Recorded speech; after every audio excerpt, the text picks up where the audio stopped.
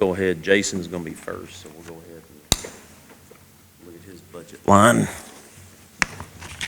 The easiest one first. Line.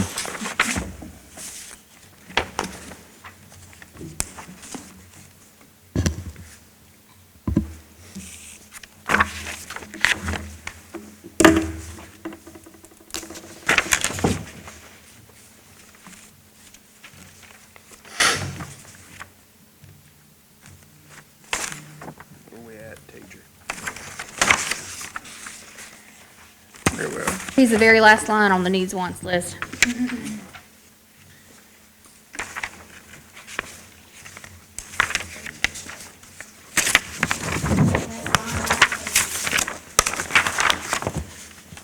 Then he'll be on page 1 of the appropriations budget.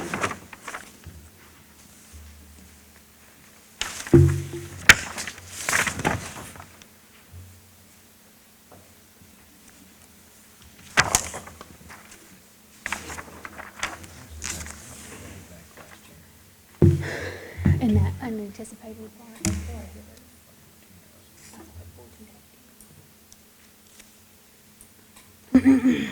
The objective today is to hear from everybody. What we did is we did a needs and a wants list. We've sat down and we've met with everybody, and so that's why you've got the needs and wants sheet. And today is just to sit down with each department head or elected official and go a little bit more in detail. So, not much on your office, so it's more of a check in the box, I believe, at this point. But if there's any questions, that's the intent. Has anything changed since you saw us last? Not that I know of. Broken down printer or anything? Mine's making rumbling noises this morning. Shauna has come back. Her first day back was Friday. Oh, really? So bringing her back is cheaper than bringing somebody else in.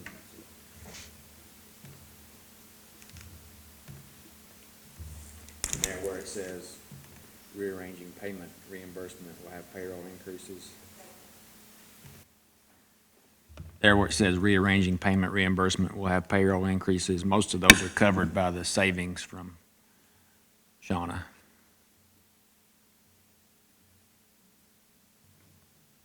So shouldn't be any increase in my budget at all.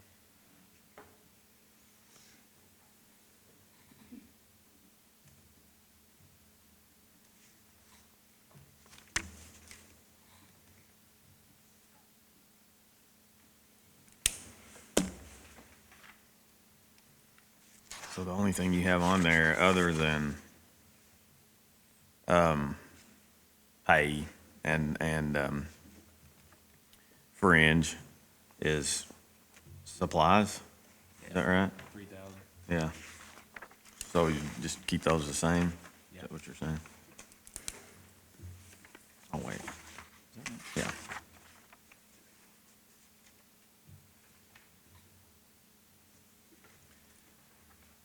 As far as I know, my state and child support budget is going to be essentially the same for next fiscal year, so I should be okay. So, Eric, this is, so the document you just gave us here is that expenses through 3/31, which you and I had sat down, looked at already. And then that's got the receipts side, but then this FY 21-22, that's the new proposed budget, or did you just slip over 2021 in that?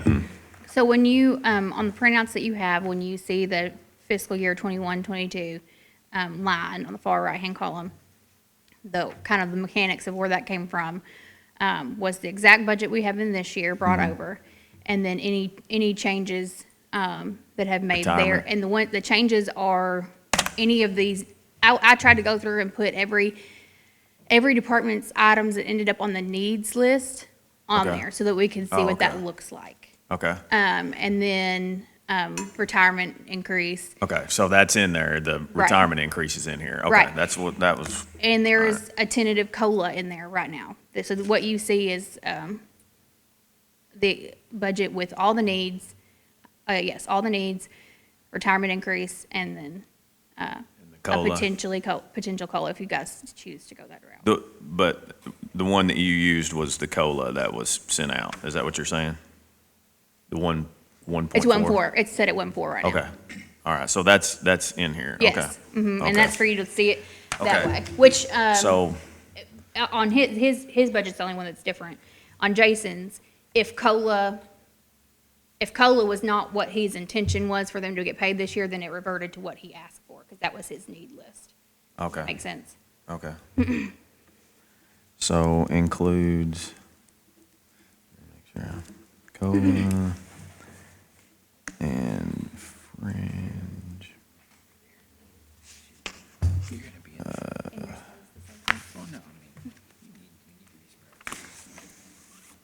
And then you can use the.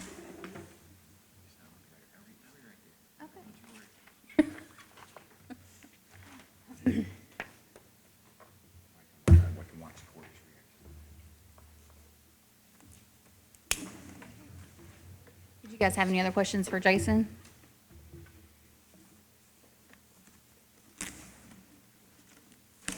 Autumn is supposed to be here in a few minutes, and since there's kind of a lull, Michael Gordon couldn't be here today. He's at a conference, so I told him I would present what he has asked for.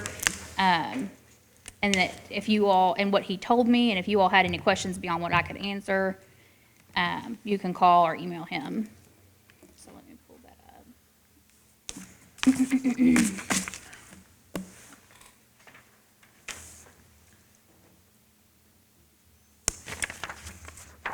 Both of his ended up under a wants list, not a needs list. So, I was waiting. he wanted a corner freezer, which he said is between 65 and 8,000, and he wants a raise for one of the deputy corners. I can't recall which one. I feel like there's one that stands out that doesn't make the same as the others. I could look into that for you, but I didn't write that when we discussed the notes. But there's one of them that he's wanting to bump their pay. And then he also discussed another want, but he thinks that maybe he can pull it from another place in his budget. And I can't recall what that is, but if you want to email him and ask him, you can. I know in the freezer, his think- explanation for that want was Yeah, I that it think holds this, longer or something. this current budget year, if you go back last year, he had requested lift, like Power left kind of power deal. lifts. Yep. He told us he needed 8,000. We budgeted 8,000, and we found out 3/4 of the way through that he misquoted the price. It was more than 8,000. So I don't think he has spent that this year, but I believe he actually purchased something else similar, but I don't think he spent the whole 8,000. So he may want those power lifts again. He didn't bring them back up on his needs wants list. So what? He budgeted for something, misquoted it, Right. spent the money. Well, because of course, when it goes in the budget line, it doesn't say corn or power lift. It says corn or equipment. So he bought Okay, some other kind of okay, equipment. all right. But yes, But it 8,000. must have been one of those, because I thought I saw him post something on it, right? I feel It's like just he- a different, Purchasing, yeah, like a lit, what he originally wanted, we budgeted for, but it was obviously what he requested Right. wasn't the amount. He said that he found something else to purchase, so I don't know what, if the lift is hydraulic, that was the key, yeah. was to make it less burdensome on the individual lifting a person on the lift or the gurney. So I don't know what he's got, but that's the amount of monies that she's talking about. Gotcha. That's this current year that he was referring to, so. Well, he must have got just some type of gurney that Something that- has some type of I hydraulics, would but think. not, what his intention was. yeah. Because I just happened to see it not too long ago. Okay, y'all are welcome to email him or call him if you have questions about that. Okay. Are you ready, Autumn? Good morning. There's sheets up can- there. Okay. You can come up here and sit, you can come up Oh, here and well, let me sit. bring them over here, and that way you can see. Yeah, that way Denise can hear your voice and have one camera covering the rest. Here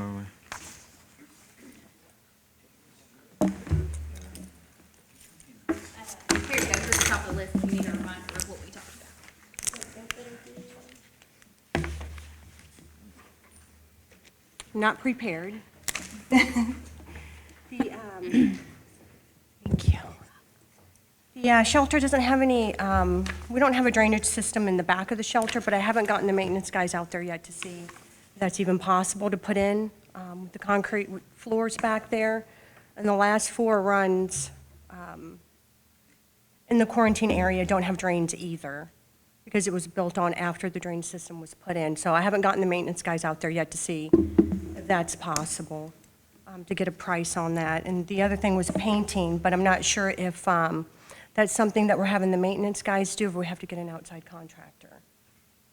Because I know when we did the kennel doors, we had to bring somebody in because they just didn't have the time. So have you now replaced all the doors that were rusting? That was Okay. a couple years ago. Oh, no, you're talking about the main doors, we got 2 replaced.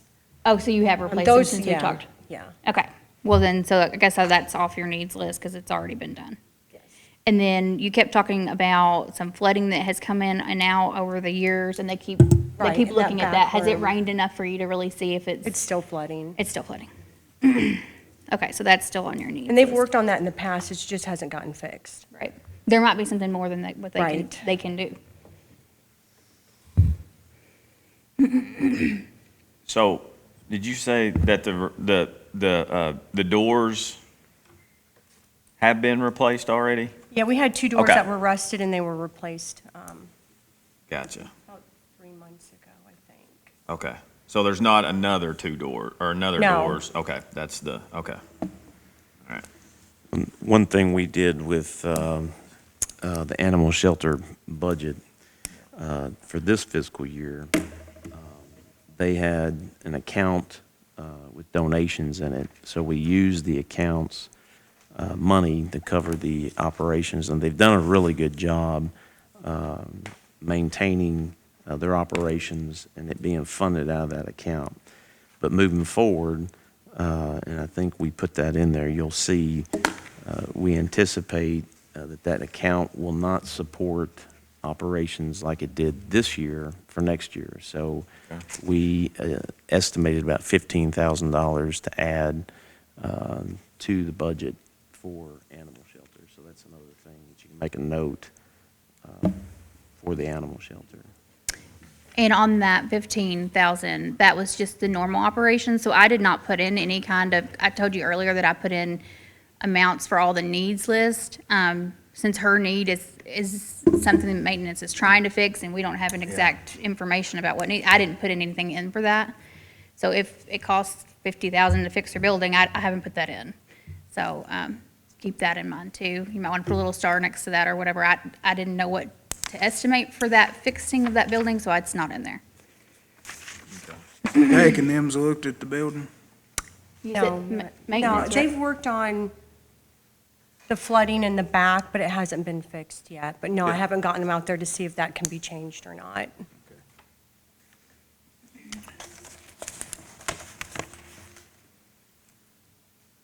What kind of year did we have as far as donations? Was it and I down was- from normal, or? I was gonna talk to her about that, because we have, like, a square thing set up where people can donate whenever they want, and that doesn't actually come to us, it drops straight into our account. So I don't have that accounted for. And I'm sure, I mean, it'll be all on the bank statements, but there's more donation money that comes into the shelter than what's actually on the end-of-year paperwork. So they're probably getting $1,000 to $1,500 a month in donations. just as an average. And as far as how that compares to last year, I haven't looked at so I'm not sure. I know they ended last year, obviously with a bank account that had about 30 to 35 in Right. it to carry them in, to use that. So, Yeah. I would say probably it had built up over a couple years. So my guess is it's probably maybe a little less, but not incredibly significant. Is all the monies that come in there considered donations if there's a fee for somebody to leave a dog or No. adopt a dog? That's different. It's different. Right. So adoption and surrender fees come back to the fiscal court. That's a line we budget. And that goes back in, and of course, that helps to fund salaries because salaries are not paid out of the donation line. We're not in this last year when we cut everything else out. Yeah, we included 2 more part-times. Right. So did we, okay, so on the receipts,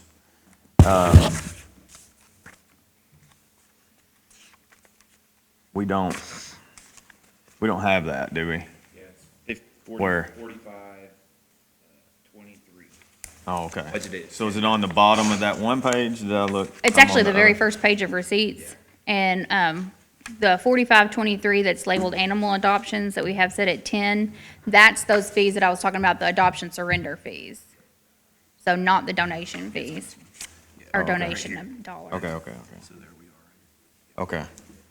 As far as the donation dollars, I don't think that I've ever, I never estimate that as a receipt because she could suddenly stop getting donations, so. And that should say receipts, right? Just so I'm in the red. That's not expenses. Those are receipts. True? Okay. I'm just making The sure. pink color, the Yeah. actual, those are receipts. Okay. Actual receipts. Just making sure. Are you a little colorblind too? No, it does kind of look red. It's red when it's printed out. It may be pink on yours, but We'll be sitting in there and they'll be like, that brown color? And I'm like, there's no brown on my sheet.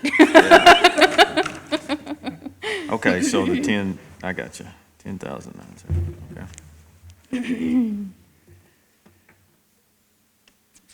Might be, Brad, can you simulcast? It might be, if you want to throw it up there, that way if there, you might be able to show it. You might be able to show it, or Erica, either one. Either one, it doesn't matter. I That have it way- up so I can do it. If there's a,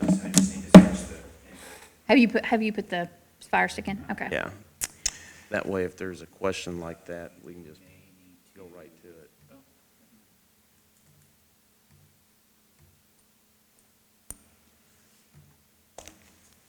I guess I'm just, I wonder, does the $30,000 for the budgeted, or for the actual, well, the cash balance, I guess, was that really, that 39,158, an actual FY '20 Are you looking down on receipts on the donations, Let me go. 4728? I mean, surely it's not.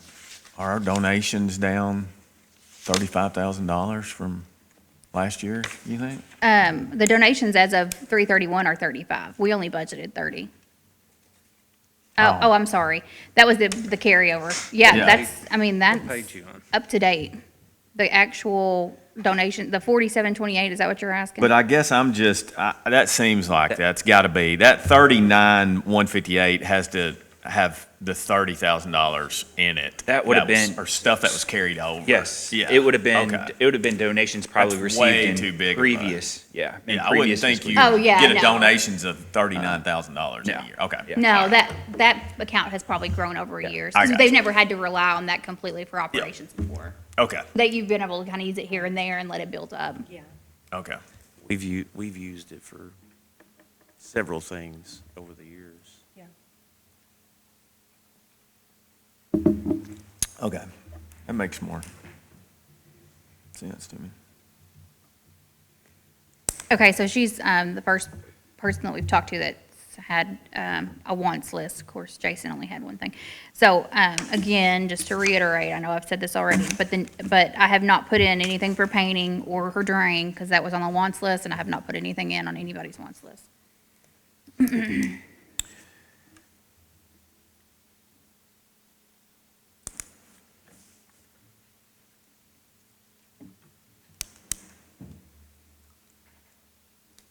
And for today, the objective was to just hear from the department head, see we can get into the details as time permits, but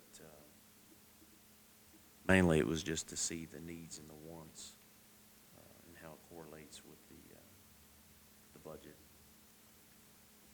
For the painting, is that something I should talk to the maintenance guys about, or should I bring somebody in and get a quote? Do you have special painting that you do since you wash everything down with water? Is there something special Well, they, paint that has to be done? Yeah, it's on concrete. The floors need to be, the maintenance guys had painted them, but it all chipped off, and then they were supposed to come back in and strip them, but they didn't get all stripped down, so it kind of looks ghetto. So I kinda need that. So there might be a little bit extra than just normal Yes. painting, is what you're saying? Okay. How many kennels do we have out there now? 24. 24.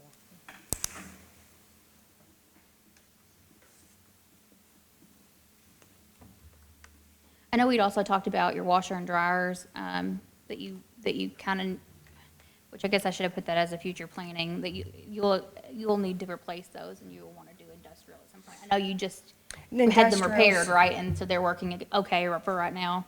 Yeah, we would have to either move them to the back if we got industrial, or add on to the bathroom where they're at.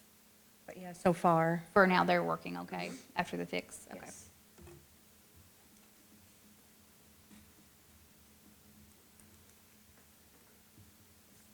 I think we've been repairing them about once a year, so it only runs about maybe $100. And they're, was it, you said 8 or 10 years old? Is that what they're running up on? No, They're age. we've had these maybe for 4 years. Okay.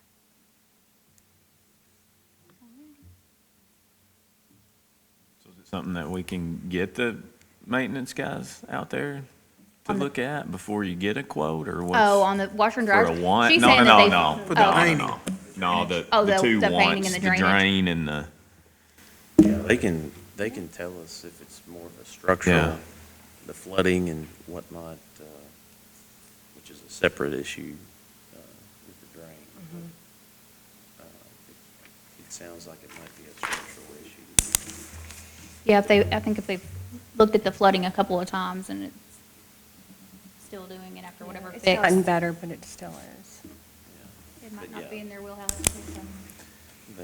They can always go out and give us a rough estimate. so just out of curiosity, because I guess I've just never thought about this until we have this situation, but we own the building, or do we actually own the?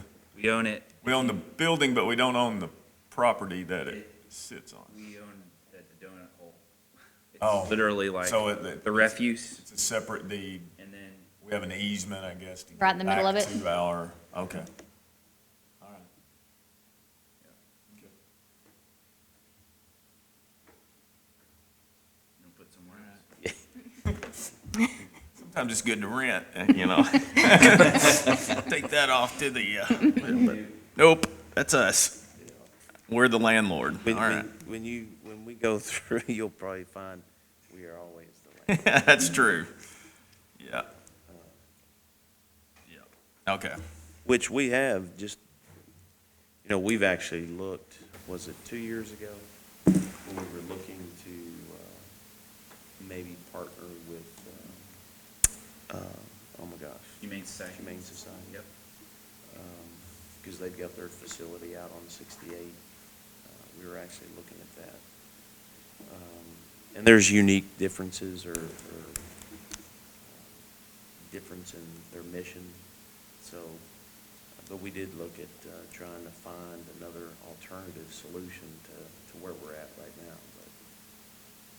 But every time you look at something like that, there's always additional costs, or you give up certain parts that you control, so, I don't know. And I think that this has been going on since it's been out in front of Walmart.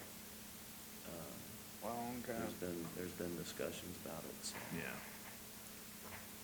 But always, available for more discussions on that.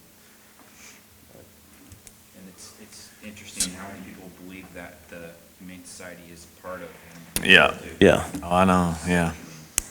Even people that mow. Yep. Remember that 2 years ago? I don't remember that. When we hired a new company to come in and mow, Yeah. they were mowing the Humane Society. Oh. And we were like. Whoops. Yeah. Yeah, we work with them really good. Yeah. I think just a couple of years ago, it was just kind of, I don't know, all of a sudden and Yeah, out of nowhere, right, it probably would have went smoother. yeah.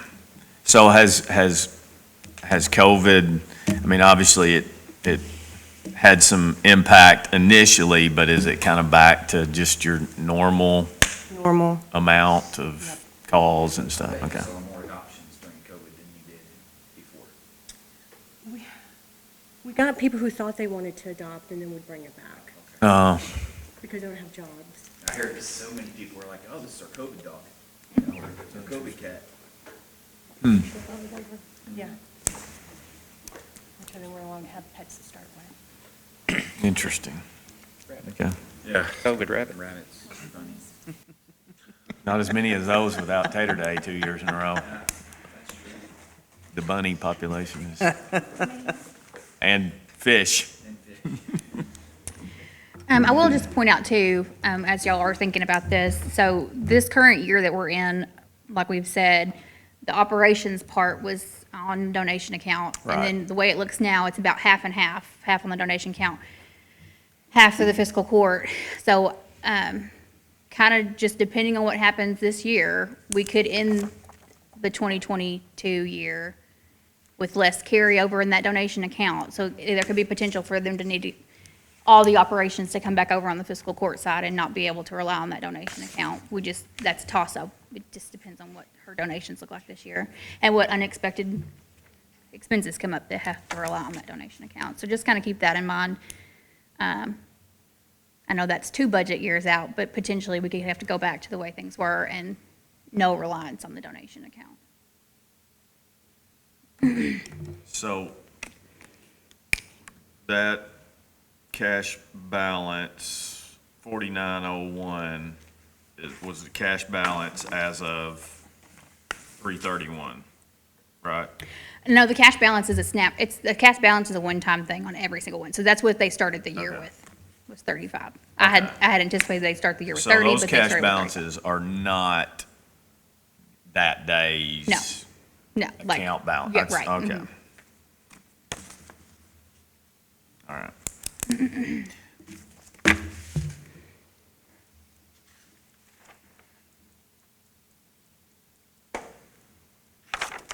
But that would be your, does that calculate though, your expenses, your receipts minus your expenses?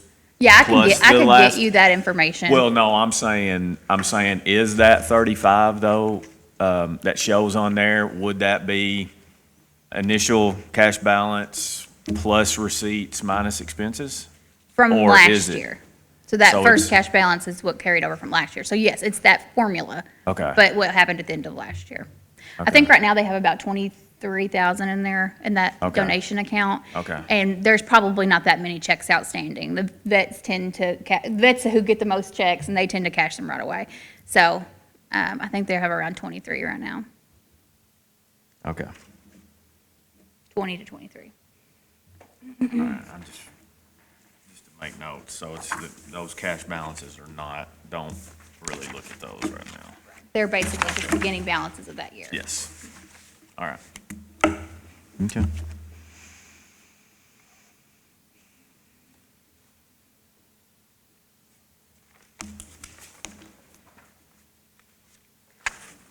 That's all the questions I had, I think. Of course, we have some time for the budget, to finish up the budget. Would you all want Autumn to have the maintenance guys come as soon as they can to kind of figure out I think that'd if be- they think we're gonna need to go outside for the flooding? And that way, if there's some kind of estimate we can get before finalized budget and it has to go in, we can try to get it. He'll let us know if it's above what they can do. Yeah, And then he would contact a contractor or something to do that, so.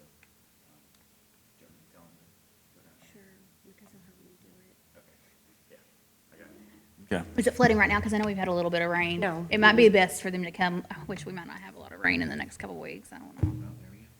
But we can try. No, we're having Hey, now, snow. hush. Snow tomorrow. Worse. No, like 20-something degrees. No, No, I'm really? sorry, that's Wednesday morning.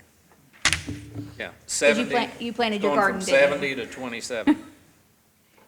Oh, I thought that was just tomorrow. 70, and it'll be 27 when you wake up Oh, Wednesday morning. Probably have a tornado with it. Like the weather just.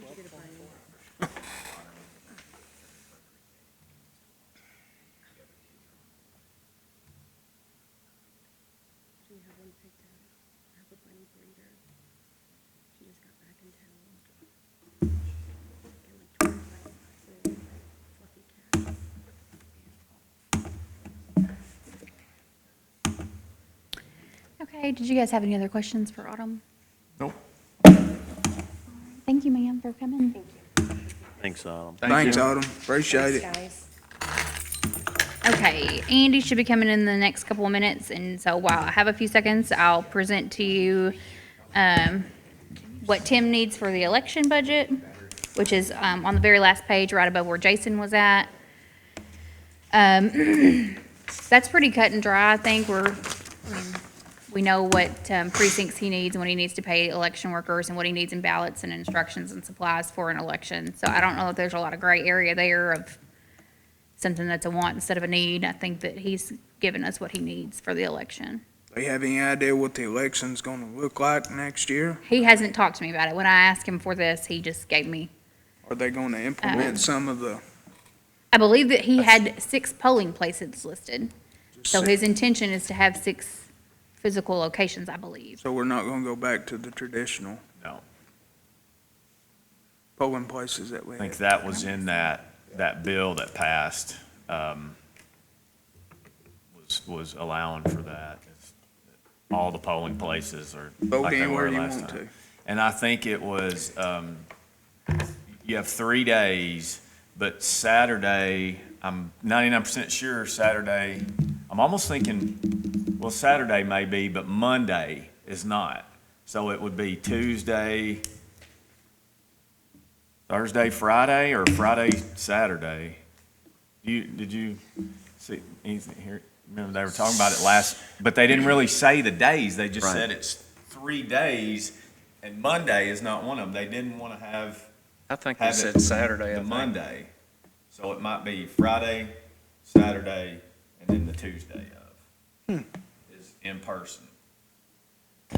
So even in an off-year election like this, we still have those budget items? Well, it'll Well, you be will for for next next year. It'll be for It'll be- 22. That's true. And the We'll have a primaries will primary. be Yeah, my mhm, bad. at the end of Yeah. 22. Yeah. We don't have a general this year, but we'd have a primary. Yeah. I got you.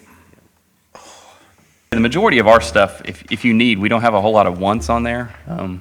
The majority of the stuff we have, if it's on here, it's because we haven't found a more economical way to do it, and it needs to be done, either just from a data protection standpoint or best practice standpoint. And if you look at all this stuff, that is essentially what it is.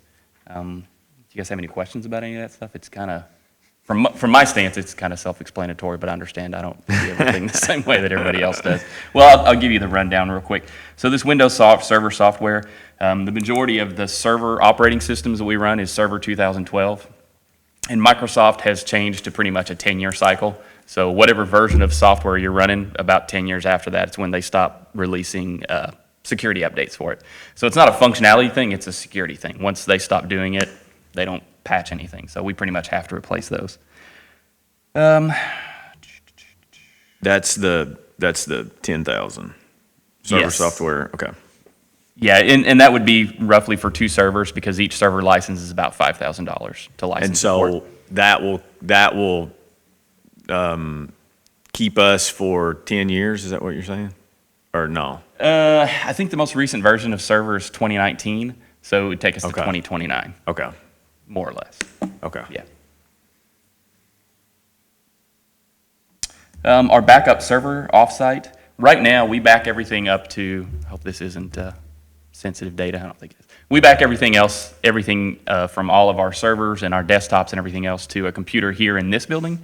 And then every single night, it gets backed up to a server that Calvert City allows us to put in the Calvert City Library. So we have a link there. So everything gets backed up here, then it gets backed up there, which is pretty good as far as a geographic separation. But if we were to have some type of a major event, whether that's power issues or whatever, it's always best practice to have 3 different levels of backup and one of them to be geographically separate as much as possible. So this would allow us to put these up into the cloud. Hopefully, we'd never have to use them.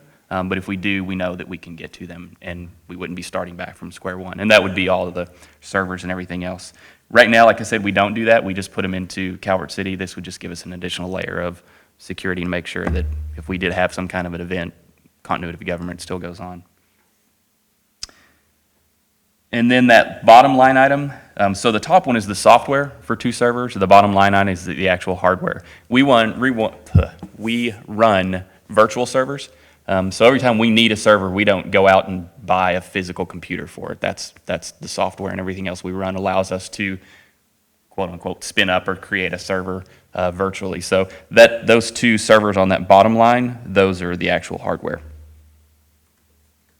Okay, so to get the entire amount, we're actually, none of these are included in each other, right? So Correct. it would be each one of these numbers added together. Yes, you would look at hardware-wise about 25 and software for that hardware to come in at about 10.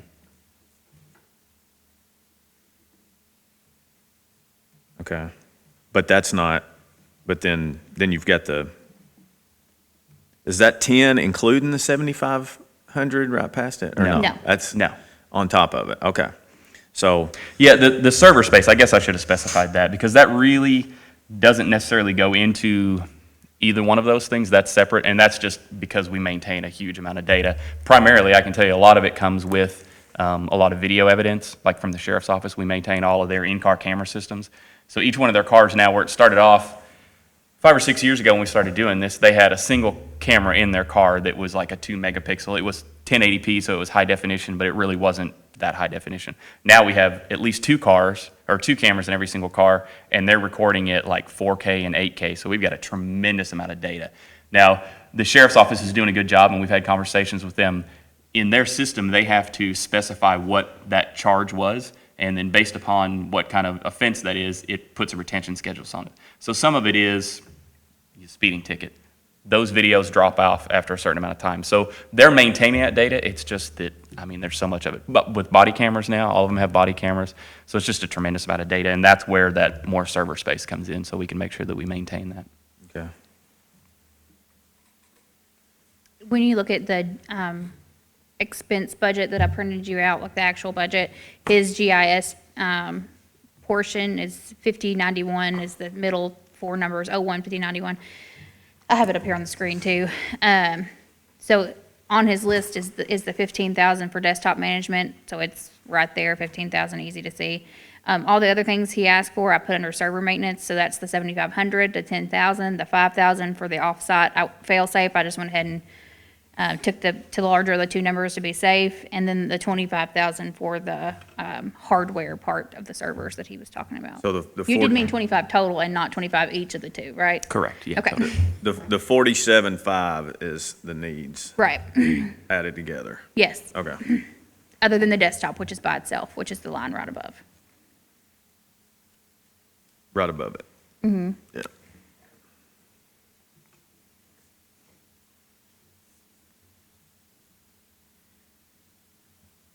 Okay. I have a question.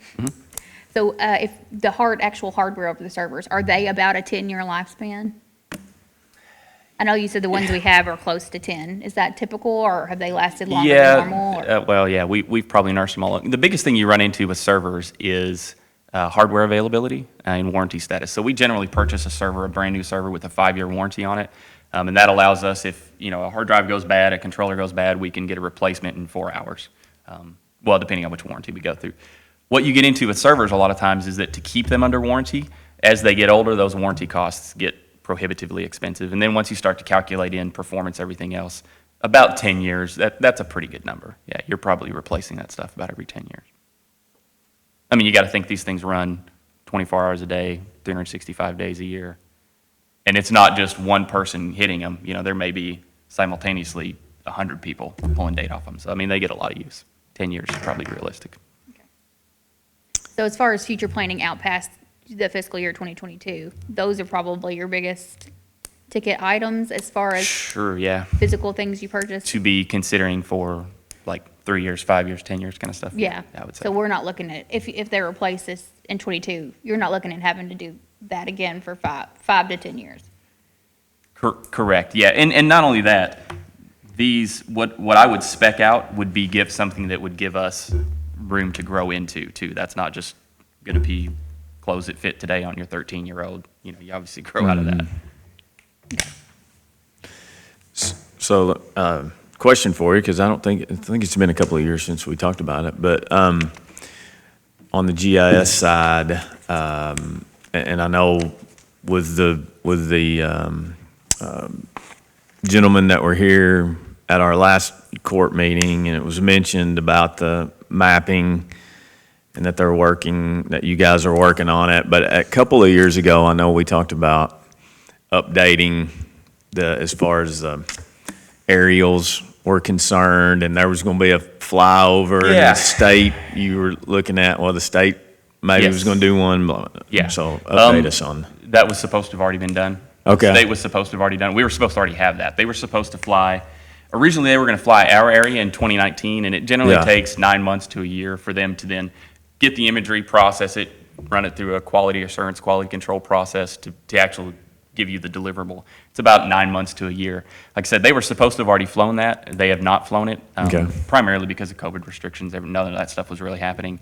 And as of right now, last time I checked, we were not, they hadn't updated us for even 2021, 2022. So we're probably looking at when the actual state would fly new imagery, probably not till 2023. They might Okay. fly it late 2022, But- leaf off early 2023, but it But would it's not. a 9 gonna months process. Be, no, unfortunately, no. Okay. Yeah, that was another victim of COVID. Yeah, I know the state was flying, but didn't Tony have, Yeah, he had paid, yeah, he had a flight flown. and it was better pixel from what I understand, if I remember correctly. It's 6 inches per pixel is pretty standard. That's what most people Yeah. fly unless you go to like 3 inch per pixel, but that's tremendously more expensive. Yeah, I can't remember.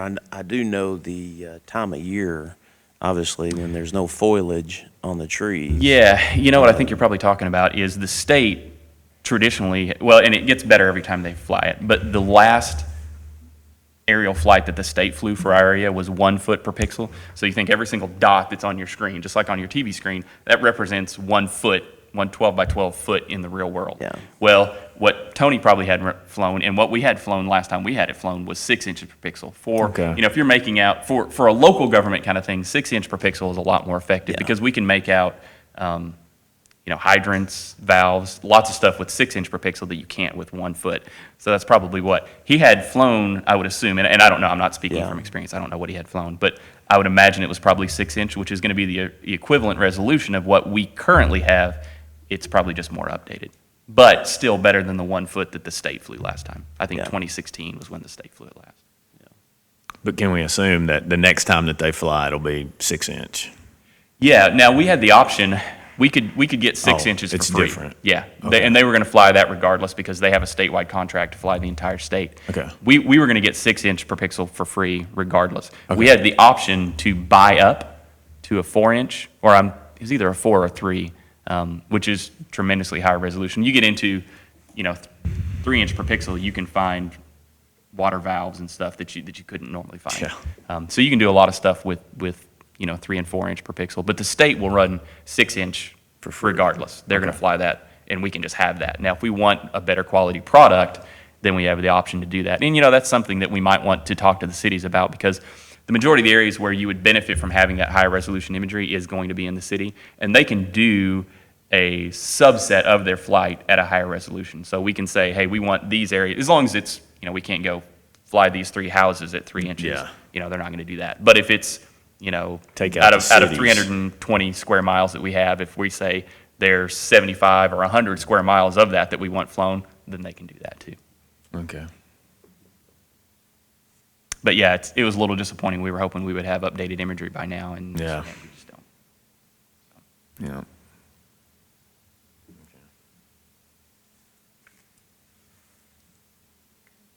It's pretty straightforward, like I said. And like I said, and most of this stuff is needs. The wants, we'll tackle them if we come to them, but for the most part, this is stuff we got to have, so. Okay.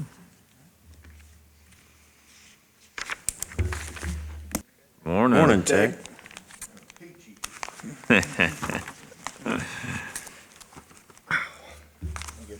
Hot seat. It's the open seat with a mic. Okay, Tech is not on the needs wants list. We talked to him after I'd already made this and sent it out to you all. So I'll just let you talk about whatever needs or wants you need for this 2022 year. Go from there. Well, basically, since the fire, we lost all our tools. We've slowly gotten everything back, where we can perform our duties. We're good on tools, we're good on trucks. I really don't have a need at all except for maybe a bump in pay in one of my employees. I've got one employee that's making about $4 less than everybody else, and that creates a problem. And not that this certain employee has complained about it, which he has not. He's not said a word about it. It's just, he's a really good worker, super sharp, and I look for him in the near future to be running this department, And there's so much you need to know about this job. This building right here, it's got so many secrets and hideaway places, and it's a ton to know. And the sooner you start learning those things, the better off you are. And I would just hate, I know next year, in the next 3 years, we're gonna lose at least 3, maybe 4, counting myself.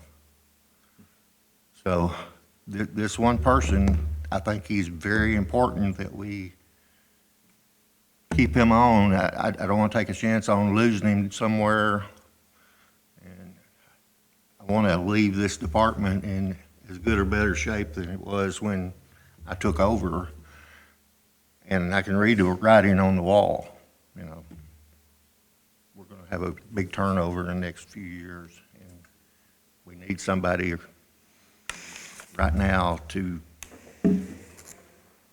start learning all this stuff and knowing all the little tricks. And I mean, it's the best maintenance man you could ever think of that you could hire to bring them in and tell them, okay, you run this department. If they don't know anything about this building or the judicial building, you can't, it's going to be tough. No, that's not all I got. I don't really have any wants or needs other than I would like to see the difference in the pay rectified. I think the court knows my position on this, so ain't no need to grandstand or nothing, but y'all know my position on it. I understand the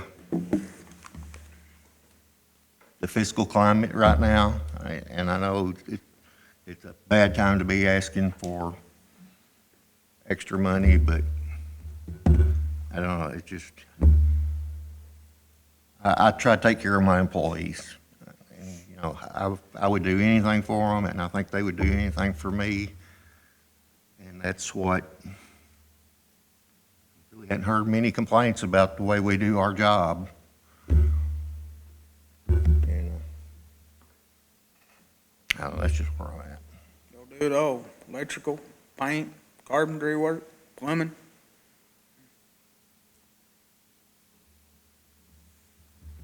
Well, if we've got a great employee, we certainly don't want to take a chance on losing them. And employee morale can come into play with difference in pay scales also. It's a big difference. You know, when you're talking about $4 an hour difference, and you get this guy doing the same thing as everybody else is doing, and a lot of times he's doing more because he's younger and stronger and faster, you know, he'll just fly into anything. And I don't know, it's just heavy on my mind and my heart that he be paid better than he is right now. And like I said, he has not complained 1 minute about it. He's not that type. He would, if it was somebody that was aggravating me about, you know, I need a raise, I need a raise, I need a raise, it might be a little bit different, but this guy's, he's just perfect fit for us.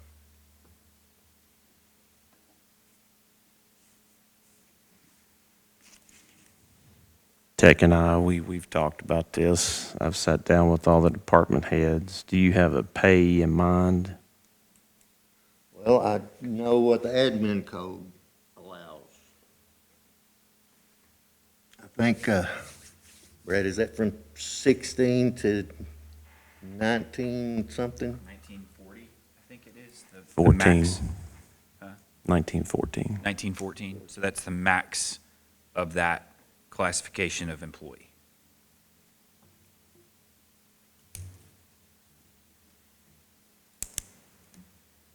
I mean, Judge and I have talked about this, and you know, we've talked about time served, you know. He's been here, he's been with us a year. Yeah. Yeah. Right at a year. Yeah. And he hasn't had a pay increase at all. And I would like to see him bumped up as much as we possibly could. Whether it, according to the admin code. Sure, so, yeah, so for that classification of employee, the minimum is 1387, the midpoint is 1650, and the maximum is 1914. He's sitting at 16 right now.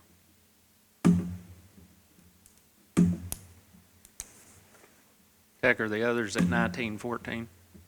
No, They're, they're higher, I don't know. they fell outside of this range when we put this in place. They were already up over 20. And they all make the same. Yes.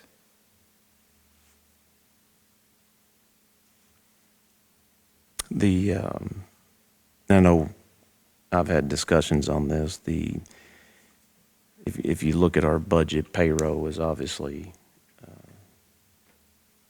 the largest expense, but the admin code that was put in place was to have an actual pay scale in place. When a department head comes in, and Tech and I talked about this, when a department head comes in, they articulate those employees. Some employees, they come in, they do the basic minimum standards that's required of them or asked of them. Others come in, obviously, they provide more when they bring it to the table. I think we would all agree that when we have a good employee, we want to do everything we can within our means to keep employees. We have lost employees. That's another subject matter, but we have lost employees where we're not consistent in that mindset. And we've lost employees to things that are in the admin code that we don't hold people accountable for or elected officials accountable for. So when we get into the pay, going outside the pay scale, we felt it wasn't fair to take those employees that fall outside that pay scale from that third-party company that came in and kind of put the shell in place. We figured we'd leave them outside that high end of the pay scale And then as those employees, which there's a few of them that are going to retire, as your new labor force comes in, they start within that pay scale. Initially, the opinion is, and I know Justin, you and I have talked about this, that, because the others are making that kind of money or are at that high end outside that pay scale, just because they're working beside one another doesn't mean that we actually just give them that same pay scale. If we, as a court, put that into the admin code, then we should follow it. If the court wants to change that, then obviously the admin code has to reflect that. Because then we get into the case of this is an ordinance, this is a law that the court has put in place. And if we go outside of that, then we're getting into some other areas that create more problems. Yeah, and I think So- as we talked, and we talked to Tech, I mean, Yes. we felt if that raise was within that classification, I mean, that would be consistent. We talked about maybe making that a stair step, not jumping all the way to the top. And obviously this would be a court action with a informational form, so that rate would have to be agreed upon by a vote. But yeah, that's kind of what we discussed is, he's sitting at 16 now, 19, 14 would be the max.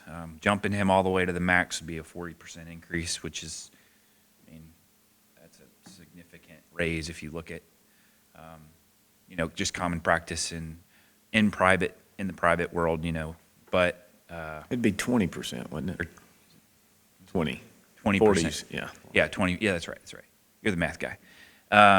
So we've had that discussion. saying. And, we felt comfortable within that range, for that person, so.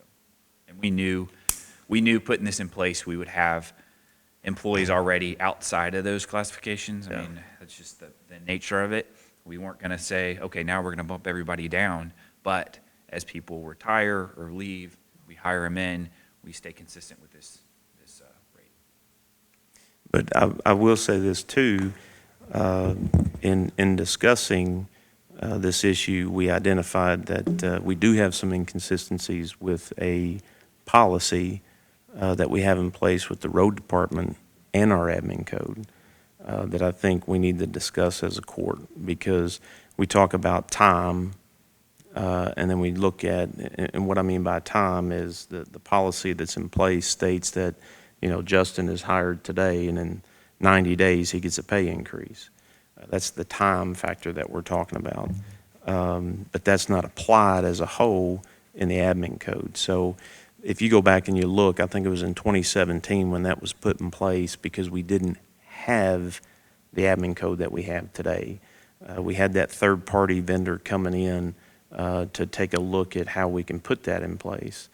Well, we got the admin code, we got the pay scale for the entire county put in place, but that policy that was voted on in 2017 still stands. So from a department head's perspective, looking at the guys that work for him and seeing the inconsistency with employees getting a bump in pay based off time served compared to if they have a premium of say it's a certification, a specific certification, that's a little bit different. So I do think that the court, and we'll get into that more tomorrow in fiscal court, but I do think that the court needs to look at that policy under those conditions and those terms. So if we're going to be consistent, we need to be consistent. That was a big factor in what I'm trying to do too. Sure. I mean, all the court meetings are televised, you know what's going on. We come up here and they say, well, this guy from the road department hired in so many days ago and he gets a raise, and me and my guys are looking at each other and said, what about our guy? Yeah. And it's because we fall under a different rule. The admin code. Admin code. Yeah. And I would think that all employees would be under that, but I understand it's not that way. That's the inconsistency. I mean, that's Yeah. what we see, and we're like, we need to address that. Yeah. I've got a problem with that when I Yeah, can't I get get my it. guys raises, when another department, they're automatic. Yeah. So, My question on that is if we go to the top of the pay scale, the classification that he's in now, the next scale up, or the next classification up is a supervisory position, which he wouldn't be in until he takes over for you. But the other guys in the department have been here for 15 or more years, and they didn't, I'm going to assume, I don't know, I haven't looked, they didn't go from whatever their starting pay is to where they're at now in the course of a year. They probably got gradual increases, maybe a big bump at 5 years, I'm not really sure. But so, looking at his career course, in 5 years, are we gonna have this conversation again when he says, these other guys by their 5th year had this much of an increase in their pay, and here I am at 5 years out, and I have not gotten another increase, but he'll already be at the top of his classification. So there'll be really nowhere to go other than taking over for you when you Yeah, and- retire. No, And this, I'm just looking at the future of this department. I have no idea if he'll be the supervisor. We may Right. have a completely you just say he different. has the potential. I think he has the potential, correct. And then my other, along the side of that question is, you're talking about other people in the department retiring. If we hire them in at a starting rate that's within the classification, starting rate range, are we then setting the precedence for at a year, they're gonna be bumped up, to the same pay because they're doing the same thing as that individual? And then are we not just perpetuating the cycle of already being out of the pay range? And if we are, then again, that goes to maybe we need to change the Well, admin code I'm and hoping change that- those ranges. I'm hoping at that point in time, the admin code will be more of a blanket over every employee. I've been vocal of thinking the pay scale just does not work for this department. You have folks working side by side doing the same kind of work. They do painting, they do carpentry, they do plumbing, they do anything, and do it well. And, I mean, you got folks that's been there since 1997, you got some that hired in 2006, and they're making the same, and then, we got the newer guy that's making $4 less an hour. And to me, it's a one-size-fits-all just does not work for this department, and that's just my opinion.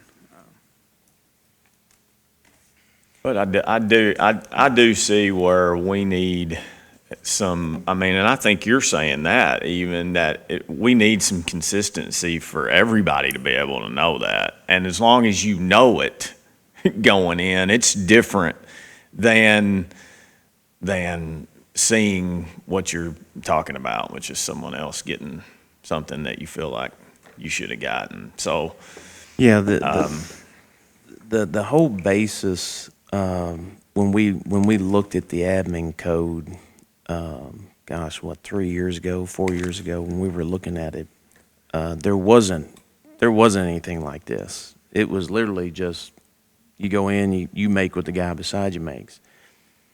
But in the private sector, and I know I've shared this, right. I knew going in that I was standing right beside guys in sometimes some heated situations who were making more than me. But that ladder, you could go in and be an employee, do nothing other than what's the basic expectation for being an employee for the employer.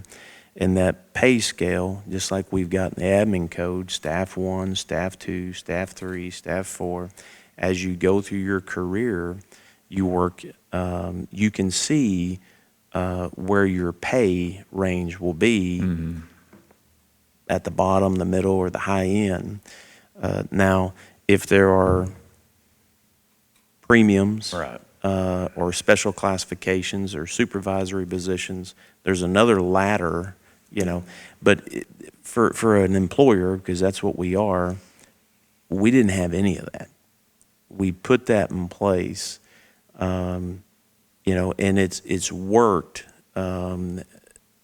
until we do find areas where, okay, and definitely I think this policy is in direct conflict with our admin code, and we need to review that. But, I mean, our biggest expense, and I think everybody knows this, should know this, is payroll. A $16.5 million budget, over 13 million is payroll. And trying to put that in place to manage that so that it is fair and consistent. And so that's the struggle that we have. So when we sat down, we discussed that class 4, there are pros and cons to it.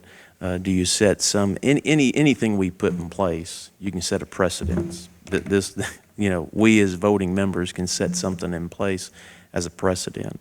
And when we start moving people up through those classifications, the justification needs to be there, the documentation needs to be there, because that next employee that is sitting there watching, they're going to be saying the same thing. Well, wait a minute,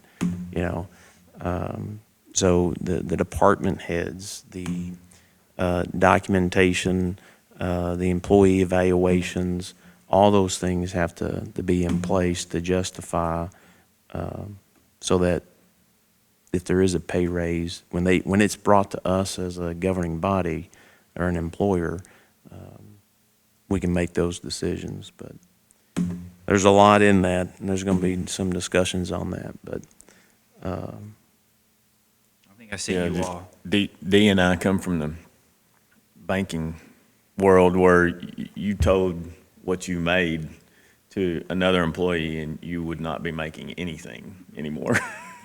And there was a good reason behind that, and we probably didn't do it. So it's a lot different when everybody knows what everybody else. I mean, every year you yeah, all pass a salary schedule with a list has of every everybody's employee on there. and what Yeah. they make. So, yeah, it's very different. And I did Yeah. send you all a list of the Yeah. classifications and kind of where, so again, those can all be discussions as we move forward. And I think even Gary when we talked, I mean, he felt comfortable with that classification of that employee, where he would, and he understands the pay scale as well. I mean, so I don't think Gary was coming to ask to go away from that scale, but comfortable within it. Is that? I mean, the admin code is what it is. Yeah. And So he understands that part. Yeah. Yeah. Gotcha. Yeah. So the 1914. So, Okay, I mean, that's the rules that we go by. right. right. Okay. I just feel like he is such a good employee, he needs to be making as much as the admin code will allow, in order to retain him. And just his work and the type of work he does, the type of employee he is. I mean, we talked about it last week. I was bragging on Brad and myself for hiring such a good employee, I think we hit a home run with him. That's good. I mean, there's no doubt in my mind, the quality, I mean, that's never in question. And to your point, Justin, what they do, I mean, his crew, I mean, they're asked to do everything. So Yeah. not to discredit them at all on any of that. So we get that part of it and see the value in those guys for sure. Okay.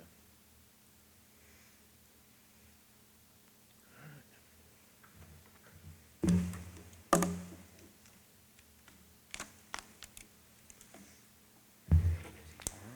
that it? yeah, I think that's That's it. That's easy. Sure you don't want nothing else? How you feeling, by the way? Feeling great. Are you? Yeah, Okay. You look good. knock on wood. Watch what you do when you walk out. I know. Thank y'all. Thank you. See you, Tech. Yeah, he actually, Dustin made 1 year in March. March 17th was his hire date. Man, that doesn't seem. I know. Time Well, flies, man. Yesterday. Well, we were just talking, so we had a similar conversation with Christy, one of the janitors that works.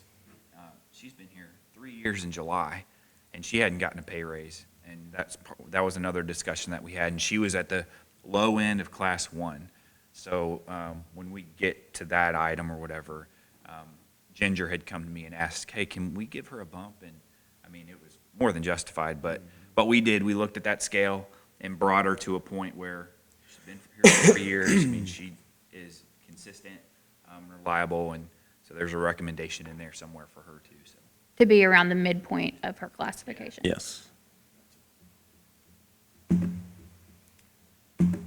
we just, and I know I've expressed my opinion on this, to both, to you and Tech. We have to be careful, when we put a pay scale in place, we have to, make sure that, if it's documentation, you know, there's nothing wrong with, you know, the department head coming in and saying, here's what I see in this employee, and here's where I want that employee to be. What we walked into several years ago was, well, if he got a raise, A mess. then I get a raise. And the problem was, is they got it. And, you know, that's not a good method of managing a payroll. Judge, you had a good, either you or Erica had a good idea when we were talking last week of paired with the salary schedule, having an info sheet for each employee that states their classification. So they're aware where they're at Yes. and what their scale is. But also, I think more importantly, it tells that employee whether they're exempt or non-exempt, because we've Yes. had that issue. Yes, that was another issue. But yes, I'm going to make sure that that is on the employee sheet so that there's no confusion. I mean, let's face it, we've got employees that sign receipt of the admin code. Some of them don't read it. And we've even tasked the department heads to make sure that they understand it, to sit down. If they have any questions, that they go to that. That is their reference to go to, so that they can sit down and discuss it. And then, you know, obviously if it needs to come up from the department head to hire, that's there. But not knowing if you're exempt or non-exempt, you know, that's just another level that we can put on the form to show them who's exempt, non-exempt, because obviously the admin code has different classifications. So,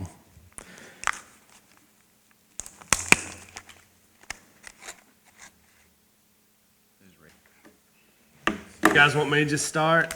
Okay, so, I'll address the biggest part of this. And that is, you know, here, some time ago, we submitted a grant, application for a grant that wasn't funded at the time. There were, I believe, 27 applications. 14 were selected for a site visit. We were one of those 14. We went through that, it was a virtual site visit. The site selectors actually did visit the site.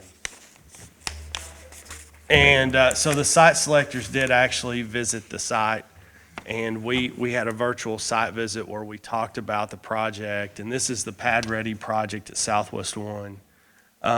Essentially, the application was to extend the dense grade boulevard across Gain Branch, put a 12x6 aluminum box culvert there to cross that branch, and then to just extend the dense grade up to a cul-de-sac where the Pad Ready site would be located. And it would be a 120,000 square foot Pad Ready site. And what drove us to this as a Phase 2 project is in Kentucky right now, the inventory of existing facilities is extremely low. You know, the inventory for sites is low, but the inventory for existing facilities is extremely low. So as we do projects like this, it reduces the time for a project to construct a facility. And obviously right now, we're in no situation to have the capital to construct a speculative building, but it gets us closer to that.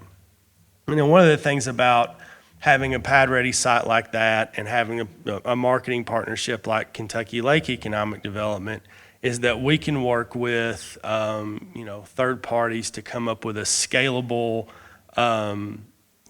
build-ready program, where maybe it's a 75,000 square foot facility, 120,000 square foot facility, and then we can make that site expandable to maybe, 250 or 300,000 square foot facility. It allows us to work with TVA to do like 3D renderings. And what we can do is put that on our website and work with site consultant group to market that to projects that may be looking for somewhere to go. So it just opens up some more opportunity to make that site more marketable. So anyhow, all that to say that we went through that process. We had a really good site visit with Site Selection Group out of Dallas and the Cabinet and KAED. And so the Cabinet for Economic Development has decided to fund that grant program. So out of the 14 site visits that were led, of the 27 applicants, 3 projects were chosen. And Southwest One was one of those projects. So we have been chosen to receive the 285, little over $285,000 for the Pad Ready project. So I'll run down this. Glad we kept that guy coming. Yeah. Glad we decided to still have him come in. So I'll run through the budget for that project, and then I'll try to explain it the best way that I can. The Boulevard extension, which includes the box culvert, the dense grade, and the in-kind match, which would be the road department, the equipment, and I think that they needed to rent a roller for like $3,500. All of that together would be a little over $320,000. The Pad Ready site construction, the estimate that we got on that from a construction entity for the purposes of the grant application was $250,000. So that brought the total cost of the project to $570,000 roughly. So, when I brought this to you guys, we had worked it out to where that in-kind match would be from the road department, the labor, the equipment, fuel, those kinds of things. And that totaled almost $68,000. Now, I refer to it as cash match because these are things that we would have to use to get the dense grade material as well as the box culvert. And that was at a little over $217,000, okay? So that would make our total match, including in-kind, including our labor, equipment and everything that we have from the road department, $240.50, okay? The other $285, 50% match would be the grant from the Cabinet for Economic Development. So basically what we'll see happen is we've got these funds are going to come from the Economic Development Fund, which is managed by the Kentucky Economic Development Finance Authority. They meet each month, the last Thursday of the month. And so what we will have to do, the first thing we're going to have to do is pass a resolution that will show the commitment of the fiscal court to the project as the applicant. The second thing we will have to do is submit, along with that resolution, an application to the KEDFA board to consider that project. And again, we are one of 3 who've been awarded. And so I know it's good news. It's a good position to be in. It's a good position to be in, and we didn't expect that this grant would even be funded. And I know that it's budget time and it's kind of last minute to be, considering this. And that was one of the questions we asked on the call with the cabinet was, this is great, but we're in the process of working with the fiscal court on their budget situation. So, when are these grant funds going to be released? So I was kind of given as long as it takes us to get the application and the resolution passed and submitted to the cabinet, they can consider that each month. It's the same board that approves incentives for companies for new projects. So, if I can get it, in other words, if I can get it to them, for example, the first of next month, then it would probably be on the agenda for the KEDFA meeting at the end of May, okay? So anyway, that's the biggest thing that we have going on. Now, as far as operations, I think that I'll probably let Judge talk a little bit about this. Since I've started doing economic development, each year I've reduced my operating budget down to the point to where I have, I think, 1,000. It's an office of one. It is an office of one, and You've at one reduced it. point I had 2 staff members, and that's okay, because I think, I'm a fiscal conservative. I wanted to do what we could with as little as we could, while at the same time building this Kentucky Lake Economic Development Organization that relies mainly on private sector dollars to market our community's assets, okay? However, because of the development of Southwest One, because of, our ability now to take a product and put it in front of companies, although COVID has kind of put a hitch in that, it's getting really busy. We've started a lot of new initiatives that include the podcast, which we are using as content along with a lot of other things to push out to about 1,400 site selectors and companies at least every other week, okay? And so, may speak to my technical abilities, but, to edit 2 podcasts, it takes me a full day. And that's a full day of other things that I could be doing. Throw in the grant writing part of that, and that takes a lot of work and a lot of time. And then throw in, if we get an RFI from a company, I've got to stop all that. And some RFIs are due within 24 hours, some are due within 2 hours, and some are yay thick, and then some are that thick. So, it just depends on the project. So it's almost a juggling act, having to figure out what takes priority. And that can put us in a really big rush. And I'm not complaining about that because again, it's busy.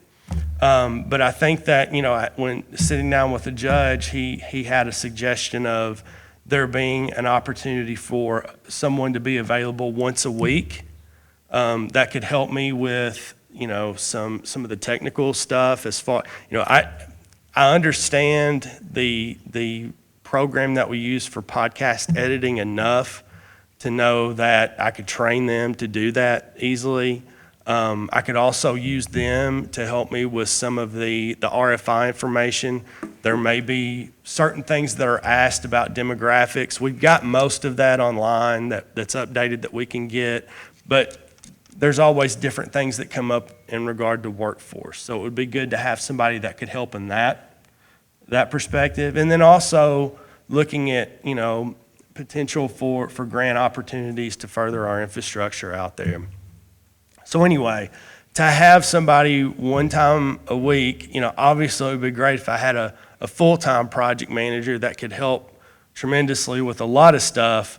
But at this point, any kind of help makes a big difference, even if it's one day a week, because there's enough there to keep them busy. And I feel like I can prioritize the projects that they can do once a week that would make a big difference and free me up to do the things that I need to do.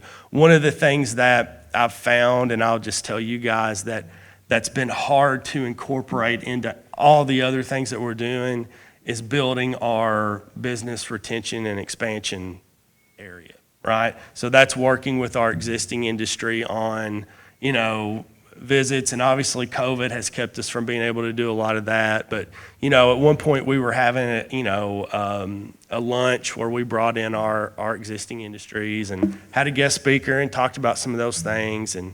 But because of all the new developments that we've had, And the fact that I don't have anybody to help plan those events, it's been tremendously hard to continue that. And I hope as we come out of COVID, I want to make sure that those existing industries understand the incentives available for expansion and that we appreciate them, and that if they do run into situations that they can reach out to us on workforce training or those kinds of things.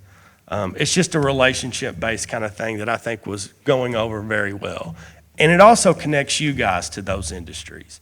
Because I know, for every event that we held or some of the meetings that we would have, if there was a local issue, we would bring, either the judge or the entire fiscal court in to hear those concerns. So anyway, that's the justification I can give for a need for, somebody to help. And again, it would be great to have a full-time person, but that's not what I'm asking today. I think, and I appreciate the judge, bringing that to me. That was something that he offered to. So anyway, those are really just the two things I'm not asking for an increase in anything else operationally. I think that KLED is at a point now where, travel, marketing materials, those kinds of things, we can take care of that because of the private partners that we have.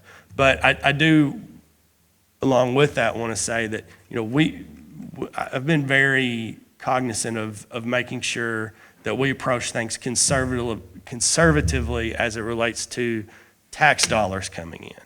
And I think that's important for you all to know that each year we've lowered our operation. I've lowered my operating budget to the point that I feel like, and this year I don't think we've even used any of the funds in our budget for anything other than my salary. So with that, Judge, if you want to talk a little bit about. Yeah, absolutely. 4 or 5 years ago, I can't remember which, one of the first things, one of the first meetings I had with Josh, when it comes to economic development, he needed tools to be successful. The court just wasn't giving him the tools to be successful, in my opinion. So we set out a course to look for the industrial site. Obviously, that has come to be what it is today. And I kept asking him, can you continue just to operate the treasurer or secretary that he had? She moved on, and I just kept asking him, keep doing what you're doing with the tools being money. We needed to allocate monies to an industrial site, but the actual management and operations side of it for the office, I kept asking him, just keep doing it as a one-man show. I think we've gotten to the point where the wheels are turning a lot. There's a lot of interest, even with COVID.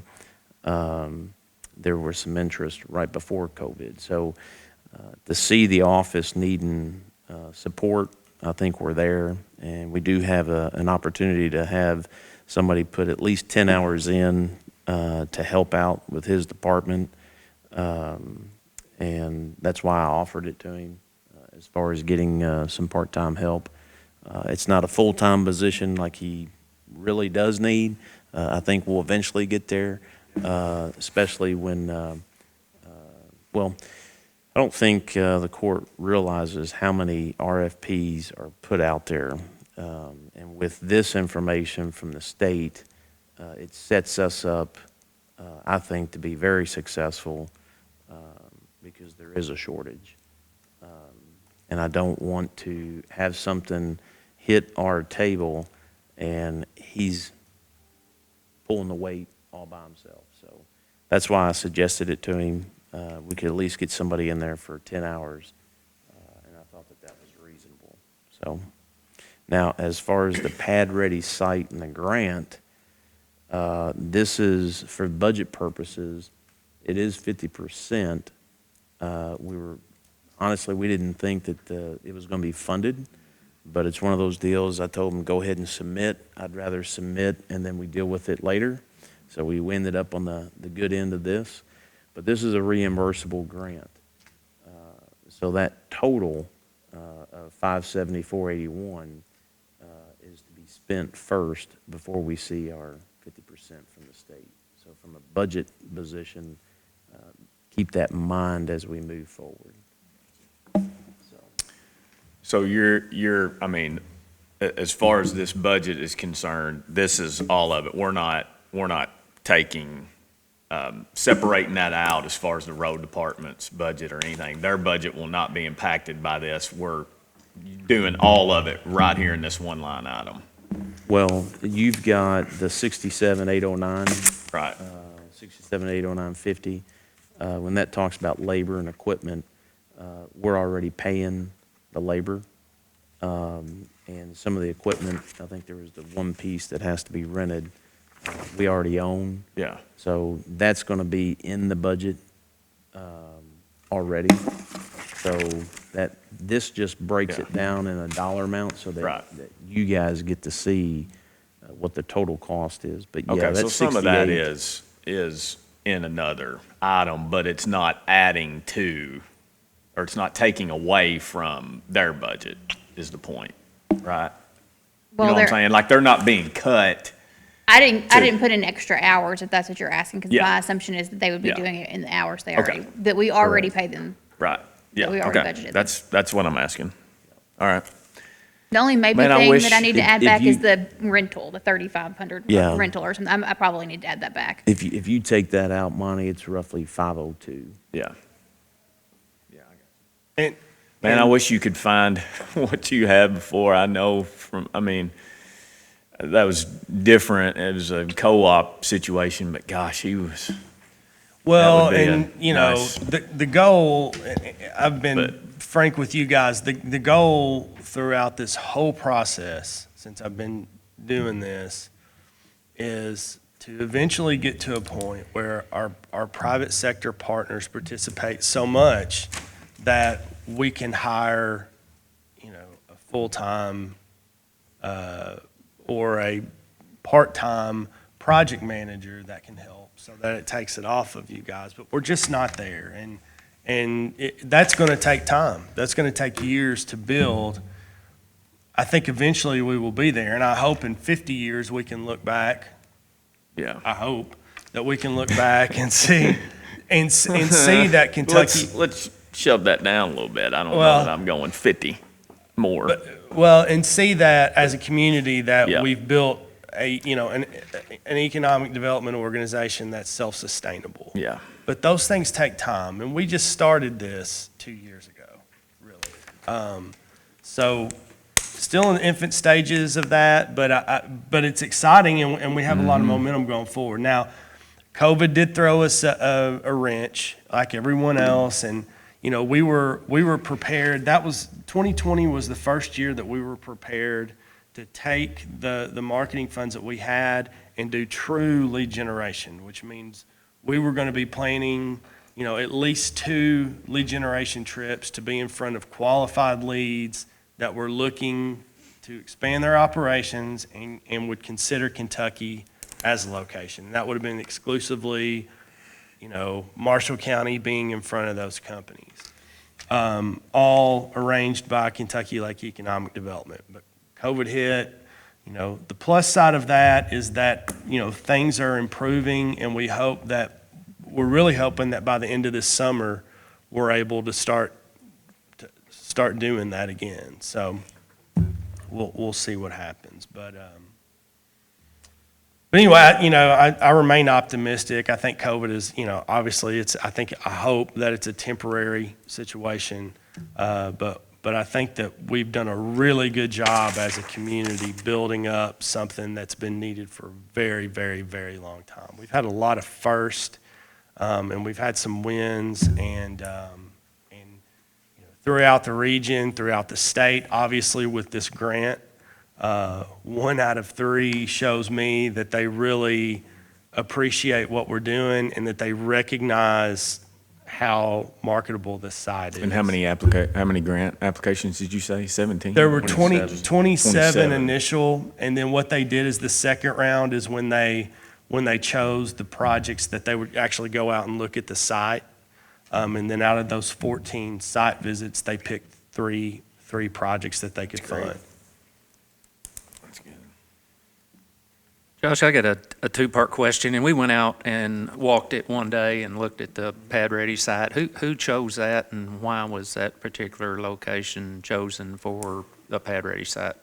Okay, across the branch? Yes. Yeah, so we wanted to, first of all, we didn't want to put something in the very back part of the site that would require an extensive amount of water and wastewater lines to be ran to it once, or if, a project locates there. We wanted to try to put something close to where the existing utilities are. The site that we chose was near the lift station that's in place now. It was near the existing water and wastewater site, the existing water line. It'll also be near the line for the natural gas and the electric. So we're not going to be out a whole lot of money to run those utilities to that project should it locate. But it opens up once you cross over that branch and get to that Pad Ready site, it will begin to open up the rest of the back part of Southwest 1. So from that Pad Ready site, you'll be able to see the rest of the development. So if the Pad Ready site doesn't show up, show out to a company, they want another location, they can see it from there and imagine what it looks like. And they, it may not be the Pad Ready site that they want. And that's kind of been the strategy behind having a speculative building. Right now, if you have an existing facility, you're getting a lot of projects looking at you because there's just not a whole lot of nice quality existing facilities. But a lot of times a project will show up and they'll look at the building and it doesn't meet their needs, but it gets them here so you can show them the rest of the park. So I hope that answers your question. That's what, plus it sits up high, so it'll be easy to work the excavating, and we'll probably be able to use what's already there instead of having to bring in, dirt and fill for that site. Okay, thank you. Yes, sir. Oh, and might I add, this would also be for small, mid-sized manufacturing, Pad Ready site. So this will be something that would suit that kind of project.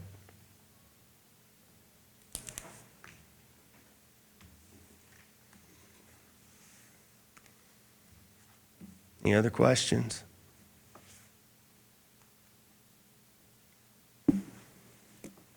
Nope. Okay. All right. Appreciate it, Josh. Thank you, guys. Appreciate it. Thank you. As always, if y'all have questions, reach out.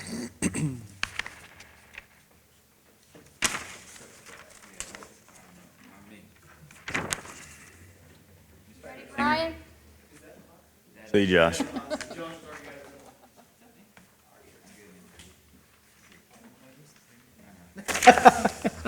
Here's what we talked about that I presented together. Where are we? Okay. If there's additional that I have not put on there that you want to present, you're welcome to do that too. That pretty well looks like the biggest list, or the list for this year that, and you said they all have a copy of this? Yes. Okay. So just kind of starting at the top of that list, well, hang on, let me back up. I'll go back to what we traditionally get, like in regards to ambulance remounts. That again, like every year, we will look at remounting one of our current existing units. Each year, our trucks, whenever they're looked at for either replacement or remount, they've been in service for 6 years. So generally, like the one we're fixing to remount has right at 230,000 miles on it. So we definitely get use out of each one that we remount. So looking at this coming up year, looking at the ambulance remount and actually looking at the price for the one last year. The one last year was approved for $97,266. So just kind of giving a little bit of an increase on that. I'm kind of looking somewhere right around the $100,000 mark for the remount of our unit coming up in the following year. Other things, like last year, some of the things that we do is look at additional capital equipment aside from the ambulances. Last year, we did the Lucas devices. This year, we're kind of in a position to where We've done really well with grant applications. We've done really well with the help of the fiscal court getting some of the equipment that we've really been needing to kind of step up the care we provide. So last year with the Lucas devices was a huge purchase for us. That device is currently kind of one of the newest trends in EMS that everybody's trying to really get. So as far as that, we've done really well with getting the equipment that we need. So as far as any big capital equipment purchases looking toward the next fiscal year, there's not really anything big from the medical care standpoint of it and the unit replacement standpoint that we would be looking at. So which is kind of why, looking at this year, one of the big things that I would kind of like to do would be to look at remodeling our current facility, because that building that we're in right now was built in 1988, or the ambulance service moved in 1988. It's had a couple coats of paint thrown on it, but other than that, it's had some carpet put in it, but we've basically kind of been running the same tile floors. Paint on the walls is pretty old. The carpet in it's got lots of places where at the seams that is coming up. So I kind of was looking at, ways that we can, make good use of funds and not spend a tremendous amount of money on some big piece of capital equipment. So kind of looking at our facilities, and an upgrade was something that kind of came to mind. I know recently the city of Calvert did, the Calvert station down there, they did a complete remodel of it with the new tile floors, new paint, new carpet, the whole 9 yards. So trying to follow suit with that and bring our Benton office up to kind of where our Calvert office is, was something I was looking at. And since I met with Judge to kind of go over a few of these things, I have gotten a couple quotes. The quotes that I submitted, or some of the estimates that I submitted to him, were basically just kind of looking at the cost of material, because I didn't know the feasibility or the schedule of like the county maintenance crew, if that was a possibility of having them do some of that work. So he wanted me to go out and get some estimates, so I've got a couple estimates. One of the estimates is for new floors and new base to go around the new floors they put in, and also the new carpet. So this was from Drafton's Floor Coverings, and the estimate they gave for pulling up the existing carpet, pulling up the existing tile, the baseboards, all the adhesives, basically the disposal fees, everything that they're going to have to do to replace all the floors and the base in it, the total come to $9,000. One of the second quotes that I got, and one of the other things I was looking at, was resealing the back parking lot where the ambulances come out of the bays, because I know it's been sealed one time since I've been there, and I've been there 18 years. So it's definitely due for some little TLC to kind of help keep it, where it's at. There's certain things on it they recommend not doing just because it is so old, but in looking at the quote they submitted, it was $2,199.50, so it was right at $2,200 for the seal coating and striping of the back parking lot. I also looked at, and I don't have like an estimate, but I've pulled up some furniture stores and looked at replacing some of the furniture that we have, like in the living quarters and stuff for the crews, because our Benton office has 2 couches, our Calvert office has 1 couch, and those, again, they've been in service for several years, so they're due for a replacement. And looking at those, you're looking at around $1,000 each for a couch, so that would be $3,000 for 2 for Benton, and then replacing the one at Calvert City. There were some other things that I kind of, just in rolling around ideas, in looking at things to do, that I don't think would particularly be feasible. Like one thing I was looking at was possibly replacing the cabinets and stuff in there. I think with the way these estimates are trending, I don't think that's going to be something that we may be able to do this year.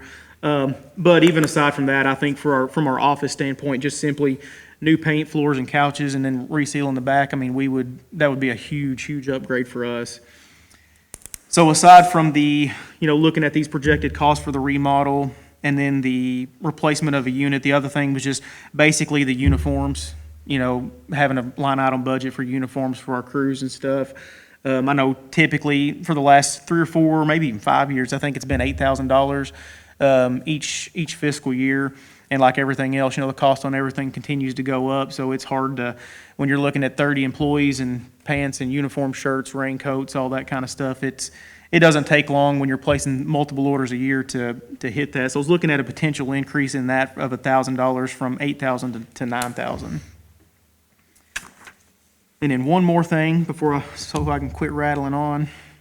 The life packs, and that's kind of something that, you know, that I brought everybody up to speed on a little bit with the Homeland Security grant, was to kind of begin that process of, you know, we were made aware recently that our heart monitors, that they're going to stop making replacement parts for them. So we're in a position now that we have to kind of start planning ahead and, you know, try to find avenues to get those replaced. And through the years, we've had a lot of good luck with grants and getting a lot of that equipment replaced. So that's just something, again, it's not something pressing right now, but it's just something that's kind of on the radar, and that I've kind of already taken the opportunity to use Homeland Security as an avenue to go ahead and kind of get that ball rolling. I know those applications are due this week, so hopefully we can have some good luck with it and get over half of our monitors replaced, so then that way the next year we can look at continuing that same project with Homeland Security and replacing all of them. So hopefully, if all goes well with grant applications, the fiscal court won't be out any money. But that's dependent upon how, you know, how they fund them, so. Yeah. But there again, I mean, even that, I mean, that's not a super, super urgent problem that we have to address in this fiscal year. It's just kind of one of those things to put on the radar.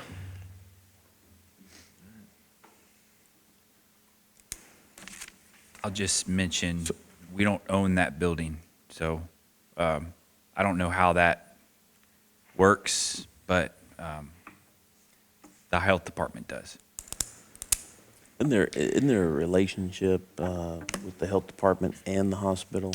Back in Parking lot, it's kind of a 1988, strange. It's an interesting yeah. sort of partnership, I guess you would say, because when I first started there, part of the building was used by the health department for storage of like documents, because there's a bunch of cabinets that they had in a certain part of it. But since then, and it's been, I don't even remember what year it was, but the health department moved all that stuff out. And it may have been when they began construction on the new facility, but they've moved all that stuff out. So really, I mean, we're the only entity in that building, so it is kind of odd that when you look at it, like on a map, that it does show the health department, and the easement that comes around the back for the driveway, the health department owns that as well. Correct. So it's kind of, it's kind of an interesting setup. And that's what I was thinking. I mean, I would have thought at least there would have been a lease agreement between the hospital to house you all there and the health department. And I don't know about that agreement. The only agreement that we have is with the hospital for financial management. I'm not aware of any sort of an agreement. Like I said, I know the health department was in it at one point. Now they've completely vacated, so I know the previous director was there when all that took place, Yeah. so I've not seen any documents relating to like an agreement between the health department and the hospital for the use of the building, so. One, I know when, I don't know what got us looking into it. It was the Paving the drive. paving the drive. Yeah. Okay, paving the. Yeah. Went to the health department board meeting and advised them, hey, do we have anything on this? Because you know, you guys own this. And they were under the impression they did not own it, so. So they've done- 1987 is when the hospital conveyed the property and the building to the health department. So that goes back to earlier. There are some buildings, this is one of them, that we don't own. Right. But most of the buildings, and I think Calvert City owns the one that houses the other end. And I just bring that up as, you know, Yeah. when you talk about renovating, updating, Good to hear. who's responsible for that? If it's not our asset, putting money into it. I mean, I agree, it's, like it hadn't been It touched needs it, since yeah. since probably that agreement, when they said. Well, I mean, aside from a few little minor things, Right. like I said, you know, a little bit of pain here and there, it's not had any sort of. Right. So I'm coming up with, and I don't know if you change this or you just leave this that way, because with the bids, that was 14.2, I think, right? Does that sound right? On The Those price? three together? Yes, On the yes, wants? yeah. Yeah, of the Oh, three priority that's things. a want, isn't it? But you've got it Yes. in there, though. You had Yes. 11.6, Was there or something is that else that we something had different? discussed that needed to be under maintenance or supplies? Was there From last cleaning year? or something? No, I put in 11.6 for something. Is this ringing? Oh, so that may not be the That was, I think, that was the projected cost initially. Okay. Whenever we met. Okay. Yes. So you do have. So that's a what I was one. saying. That's a want, yes, and I Yes, did not that's a intend to want, put yes. wants in. Yes. So Yeah, that was an okay. accident. Yes. Okay, so that 11.6 was it, but it's actually 14.2. Yes. Yes, and I'll take it out for now until y'all decide if you want to put Okay. wants into the Yes. budget. All right. Now I gotta go back and find that. Got it.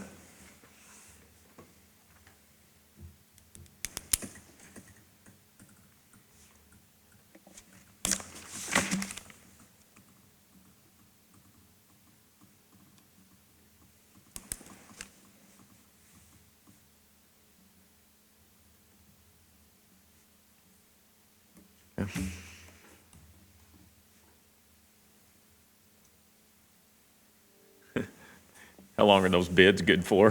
Based on, This one's for the next 30 days. okay. But I've told everybody I've met with that it'll obviously be longer than that. Yeah.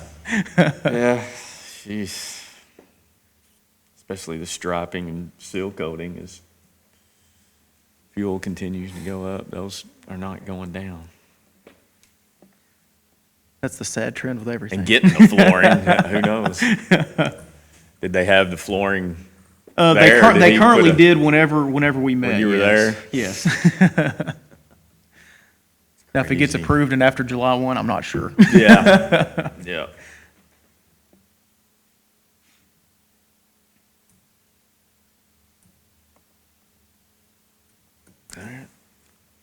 When generally do you hear about the Homeland Security grants for the It's, life packs? I know the last couple years, it's generally been around the end of September.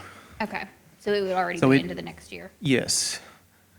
There, and the submission dates have changed over the last couple of years. I know usually, a lot of times they were around June, and then they moved them up to March, and now this year they're back to April, so. But I do know, I believe the last couple of years, and I believe even last year was in October before I found out. So it's definitely well into the new fiscal year.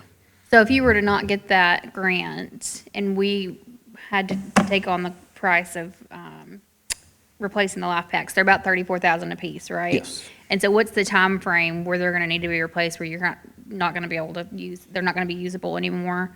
Would you say like the next 3 to 4 years, so we need to do I would, 1 I to would 2 a venture to year? say, and I could probably get a more firm answer on that from our striker rep as far as like when, because even he, that's why this discussion was kind of brought up, is because, he's just kind of in meeting with him and in reviewing the material they sent out about the production of replacement parts, is that, now's kind of a good time to start that, but he's not really given a good firm, like you need to have them all replaced by this date.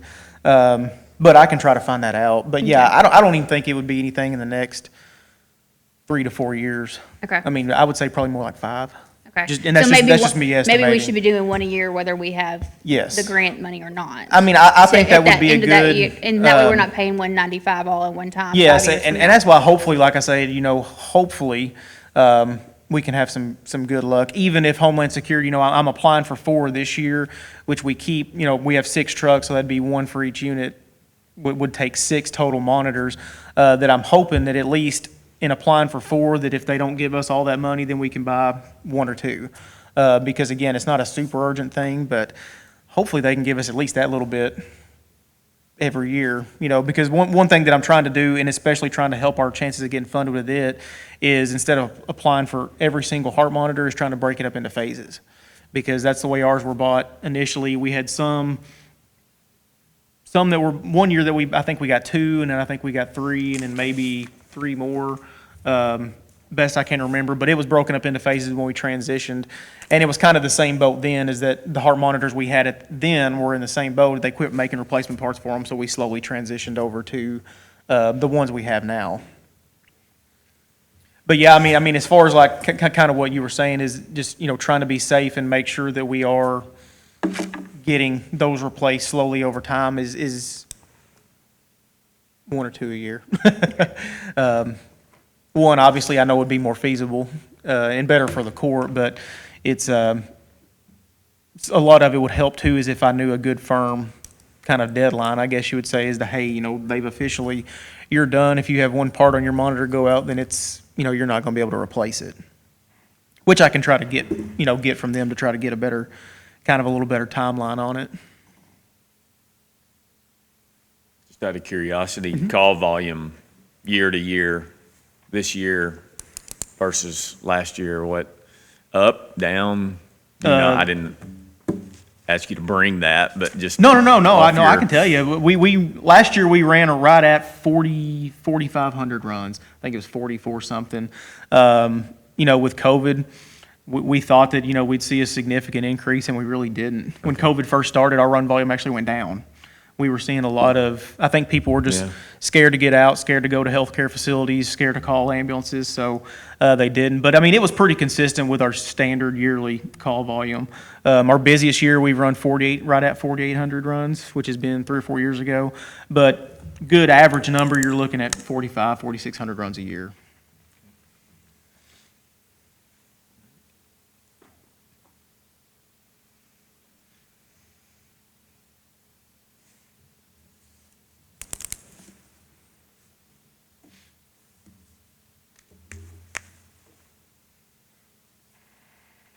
All right, y'all done? Y'all ready? Okay. Thank you. Next. Appreciate it. Thanks, Thank you, Brian. guys, appreciate it. Thanks, Brian.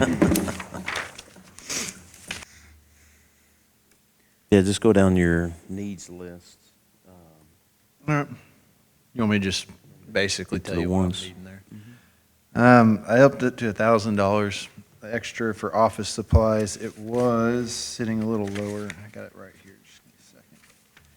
It was at 2,000. I'm asking for 3. There's a couple things the truck needs. We need probably a different printer, honestly. A couple of odds and ends that we just don't have around the office. It's just little things like that. So an extra 1,000 would go a long way in making sure we have the extra pieces we need to actually outfit the truck and get a couple extra things that we need around the office and stuff like that. A lot of our office supplies also goes to like the Good Neighbor Day in Calvert.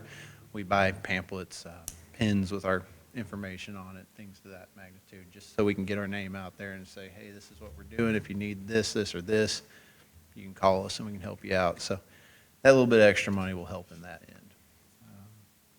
Emergency Management Conference in the fall. That's a statewide event. Every emergency manager in the state goes. They usually take their staff with them. That would be me and Darlene. Last year we had $1,250 in the budget for travel. The conference itself cost about $1,700. So obviously $1,200 is not quite enough to get us there. We're asking for $1,750 extra, so that brings us to $3,500. That way we have the money to actually go to the conference and go to trainings across the state when we need to, as well as go out and help other counties in case of an event. If there's a tornado in a couple counties over, Hopkinsville gets hit or something, they might call for aid from us or somewhere around there. I know McCracken will, so it helps us actually be able to travel there and help out. I know McCracken's just down the road, but when you're sending, like, if Darlene has to go with me, if she has to take her vehicle or something, it helps aid her gas money so she isn't burning through her personal account. I've added, or asked to add, $11,500 for sirens and maintenance. Over the last year, working on the sirens, we've spent, it's just about,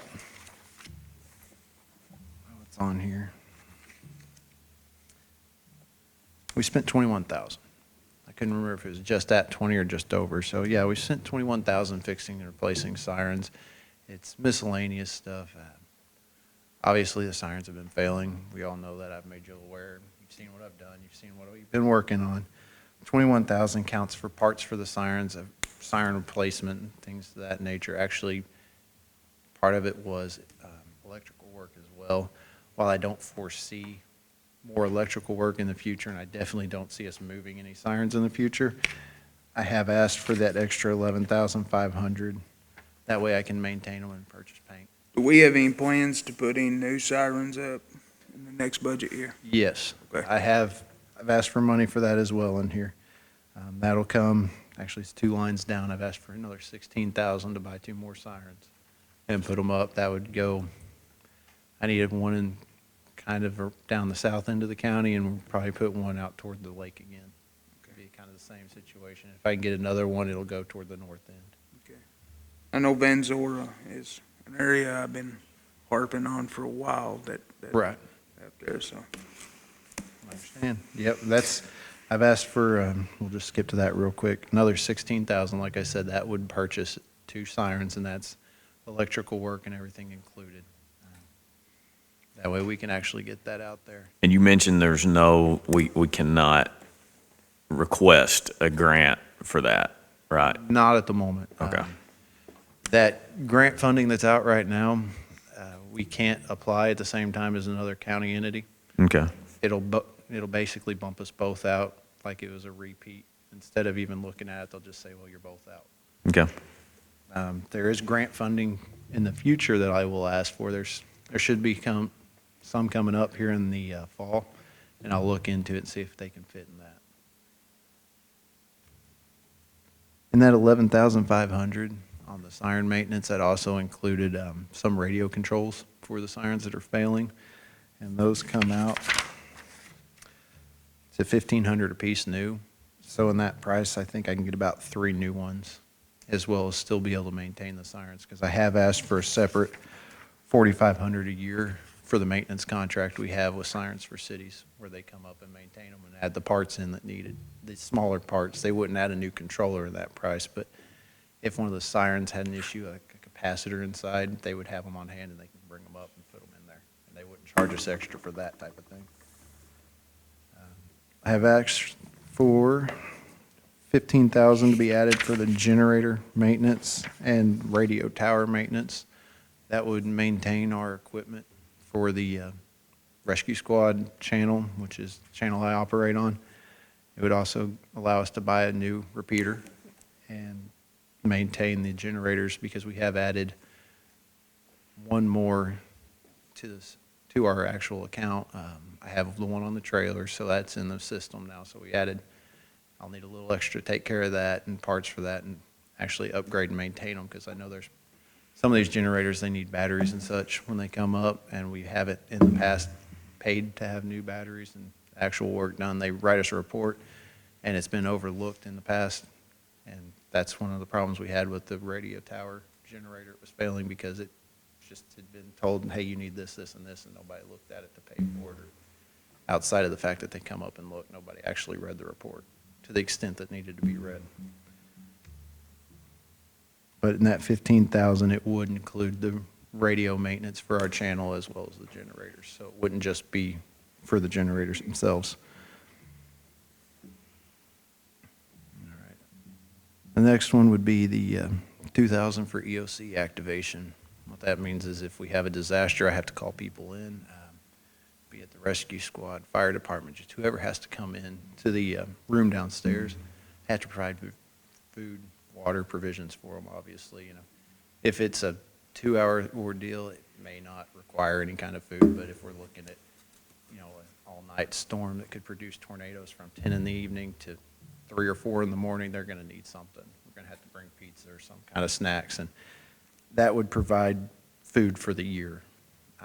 That's a rough estimate, because obviously I hadn't had but one EOC activation, and it wasn't severe enough to bring anybody but myself and Darlene in. But I can't not prepare for something. There's the eventuality we will have a tornado or an earthquake, and then I don't want to have to scrounge for funds at the point that something happens. It would be easier to have it on hand and ready to go. All right. The next one would be a new line for the EOC upfit. I don't know how many of y'all have seen our EOC.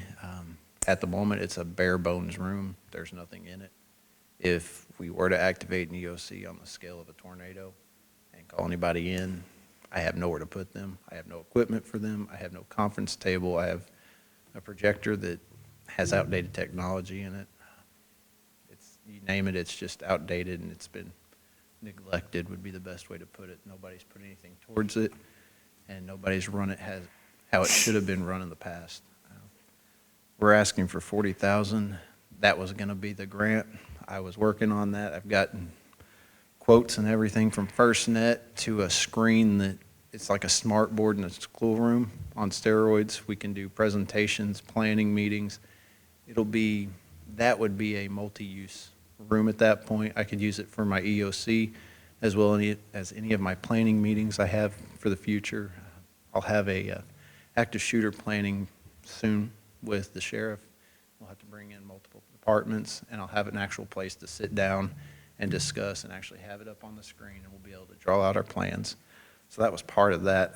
It's not on here. That was a newer thing I'd found a couple weeks ago and I'd been working on.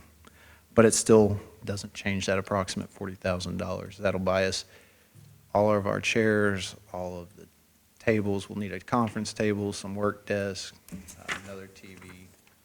I gotta have weather running when we're in there, especially if we're responding to a tornado. We gotta make sure we're watching that. We get national and locals.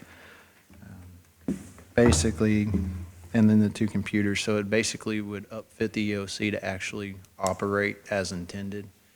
And it wouldn't just be a wasted room at that point. I would actually be able to go in there and use it for multiple uses for my department instead of having to try to find meeting places throughout the county and scrounge everybody together. They can all come to one place and they know where we're going to be every time. Not to mention the fact of a major disaster as it sits now, it would take me anywhere from 4 or 5 hours just to get it going, to actually have people come in. Because I'd have to find all the chairs, I'd have to find tables, I'd have to find computers we could use. And that would be if any of the computers actually could hook up to our network. I don't have a computer in that room that'll hook up to the shared drive that we use in my office, so I wouldn't have access to any of my files. And to get that, we'd have to call Andy, and then that would be another hour or so before he could get that running. So this would basically speed up a response process instead of making it drag out for hours on end. Any questions about that while we're on it?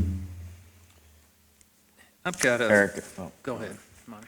well, I was gonna ask you, so I'm coming up with a difference of 48,750, so obviously the 40,000 is a want, not a need. You don't have that in there. It's under the needs list because he told me it was a need. So if the department It head is- told me it was a need, it went in as a need. Where is it? It's, it says new line. Let's see if it pulled over. This is what I hate about this. I don't think so.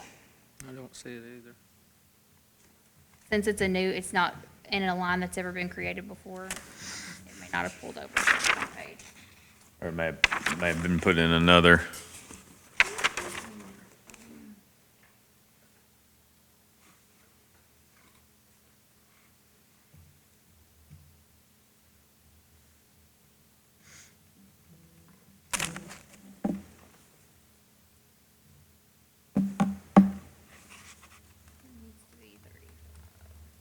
So no, it did not pull over to the front page. Okay. I will fix that right now. So there would be a new line down there at the bottom. And I want to clarify, this is a need.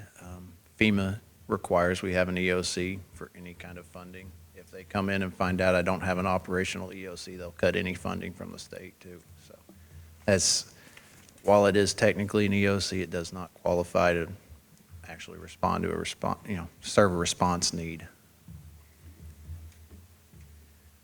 What does I know we've got 2 things here. We've got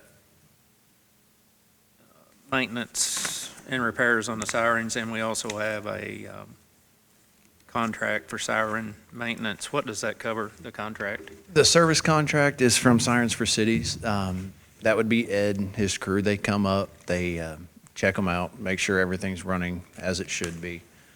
They make sure all the capacitors are set, make sure nothing's clogging them up. It would basically be like bringing your car in for a service, a technician to actually look it over versus going and getting an oil change. We can handle the little aspects like paint and general maintenance on the sirens, but Ed comes in and makes sure they're tuned properly and actually receive a signal. Because like right now, we're having an issue with Benton. At the last siren test on Friday, a couple weeks ago, it didn't go off, or I was told it didn't, but when we called it in, it did. So I'm not really certain what happened there, but it is failing to receive a cancel code. So he comes up no charge to us to take care of stuff like that with that contract. So he can program our radios and those sirens. Kind of the more nitty-gritty bits of the siren work that we can't handle ourselves. Are there any parts built into that as far as a cap on parts if they have to replace anything? And are they the company that will do the maintenance if they find out a part is bad? Yes. He replaces all the parts. It's not built in so much, there's small bits built in, but things like if the whole board goes bad, that one wouldn't be built in. It's a $1,500 expense. But if there's something like a reprogramming or a quick fix, he can take it back to the office and do, which is what he's going to do with a couple of them. He'll take them back with him, kind of replace a few of the littler parts that don't cost a lot, and then he'll replace it for free. That's what that covers. So that'd be a scheduled, excuse me, scheduled maintenance program? Yes. Okay. He'll come up once a year. He came up last fall. It was around November and checked them all out to see where the baseline was. And then he's been up several times since then for other various things, especially to put in the new siren there at, oh my goodness, my mind's blank, off Thorn Road at the fire station. But he's the one that does that work. He puts in our radios to make sure they're maintained. And then he'll come up, like I said, once a year, and typically that'll be in the spring or before the spring hits so we can have actual maintenance on them before a tornado season starts up. Thank you. No problem. And I do know that 40,000 is a big expense on there, but like I was saying, there's a reason for that. It was one of those things I've noticed we don't have. And like I said, if FEMA comes in and we're writing grants saying we do have an EOC and they see that, they'll tell us it's not an EOC, and then they won't give us, I mean, that could cost us a grant in the future. I have OEM truck on needs. I don't know if it was on y'all's list. I know that's part of the county's lease program. Our truck's 5 years old. It doesn't have a ton of miles, but it's, for lack of a better term, been neglected. It wasn't very well taken care of. I have some transmission issues occasionally. It doesn't pull the trailer like it should anymore. I know y'all have seen it, the mobile EOC. It's a medium-sized camper, and I should be able to go 60 down the highway, on the interstate with a trailer behind it. It barely does 40. So that's kind of a concern. And I know we've talked about it. I've talked to Brad about it. I know they replace the county vehicles every 5 years, and I figured that one was probably up for rotation. It would, if we weren't to replace it, it would need a little bit of work on it, internally, obviously. And then I would need some money for upfitting because that truck isn't set up properly for the job. I have reached out to our enterprise rep in March. I believe he was waiting for pricing for those, both Ford and Chevy. I think they weren't releasing pricing. I think the cutoff for those are in like June or something. So still waiting on pricing on that. So we really don't have an exact number on that replacement. However, the truck that he's currently driving would bring a pretty significant amount when we do sell it. I think it was between 16 and 20,000 that Enterprise said they could get for it. So we'll keep that in mind when we do get that pricing. That will offset part of the new truck. How many miles do you say? It's a little over 60,000 right now. That is a need that's not on there at a dollar amount, because I didn't know if we were gonna replace, if we were gonna lease, if we were doing a repair, so that is not on there, yet. That's, like I said, it's an open sort of discussion topic. I've had issues with it. We put tires on it recently, but it just doesn't behave like it should. And like I said, it's not technically set up how it needs to be. My siren doesn't work, my lights work. There's work that needs to be done if we keep the truck.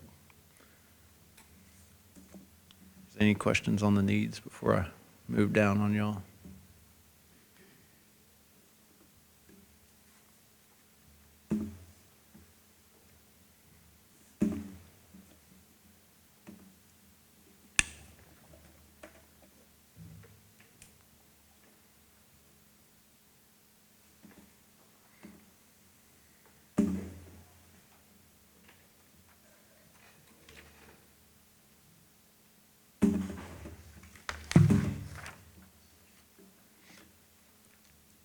before I forget to mention on that EOC upfit, I've been talking to FirstNet, which is AT&T. They've done a lot of work in the county in the last 2 years, added several tower sites in, and we're discussing the possibility of switching over for Department of Emergency Management purposes only.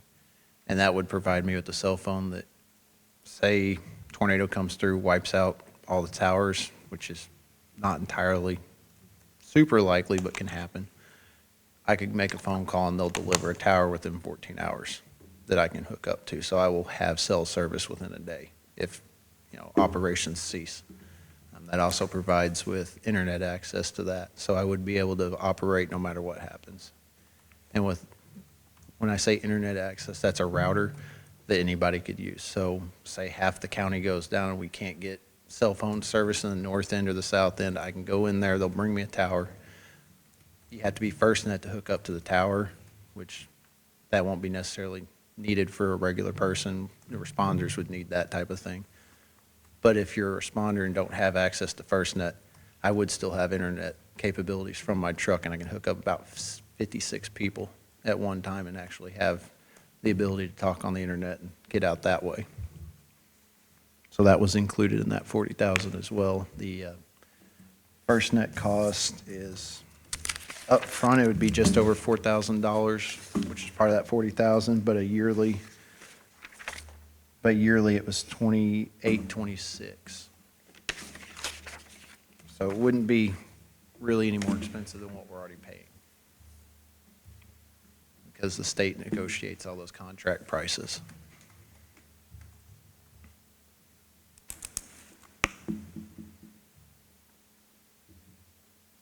We don't have this, do we? No, those are the individual pages, but, The different, I mean, the last line item, I guess, is what's is not what on didn't pull this. over, yeah. Are you wanting to know the difference between the years, I guess? Well, yeah, I It's- mean, it's she has bottom us right printing there. something out, but, Okay. yeah. Well, roughly on my needs list, last year I was operating at $162,150. And when I get my needs list filled out here, it comes out to $251,400. Yep. So it's just under 90,000 more than the previous year. And like I said, the majority of that is that EOC upfit. That wouldn't be a reoccurring cost, obviously.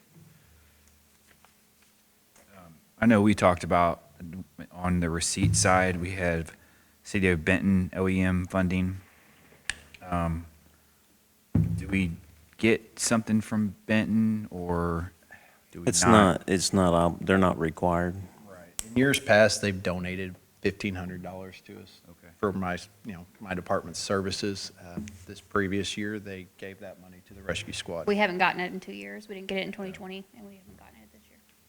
So it was just a donation from the city? They're not required to use our services. Okay, sure.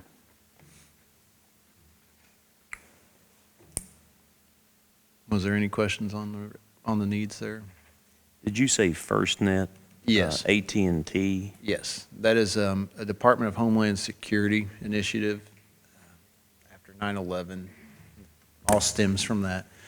They suggested they put it out there that there was a service that could help first responders in the event cell phone towers failed.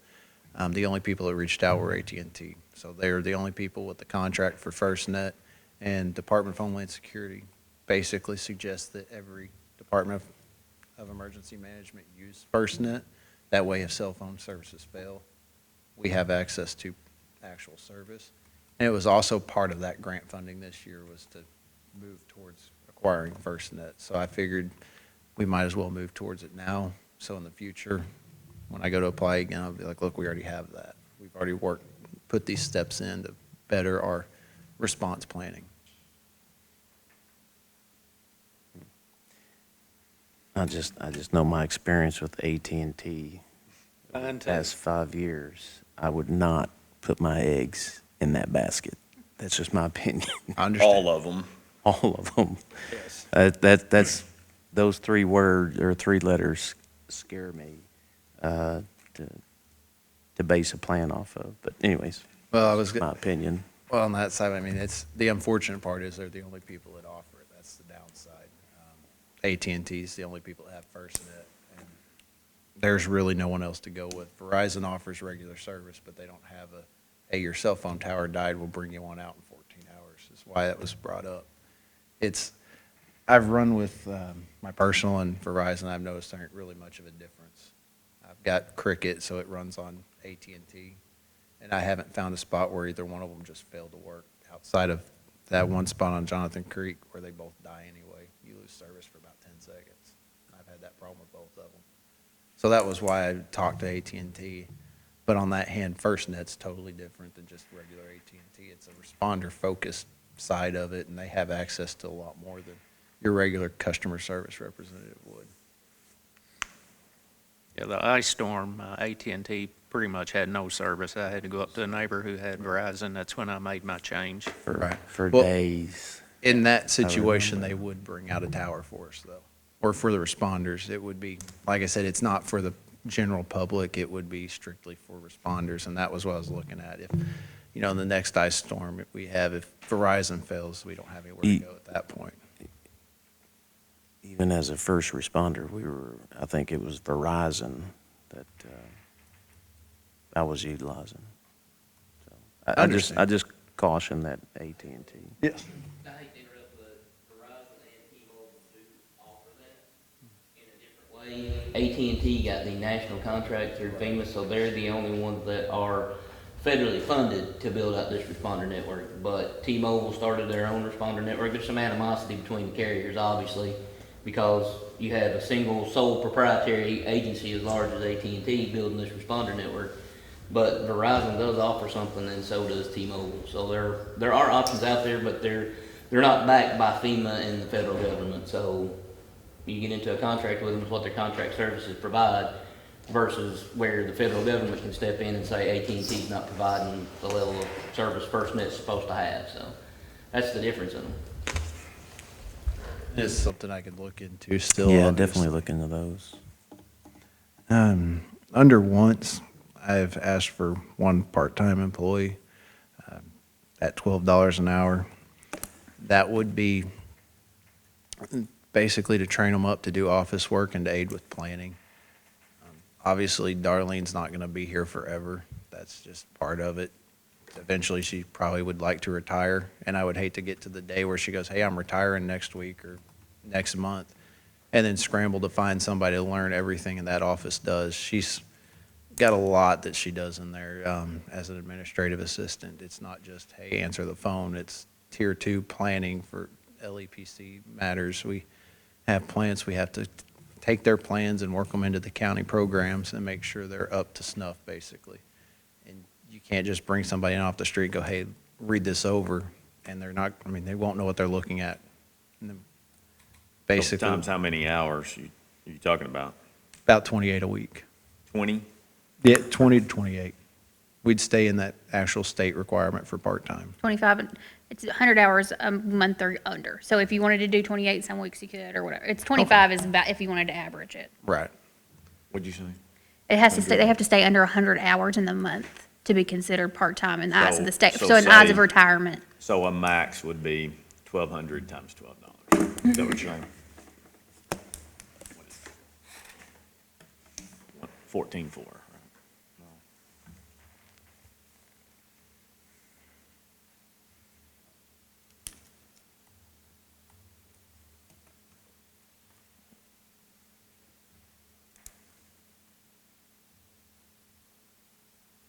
Yeah, 14.4.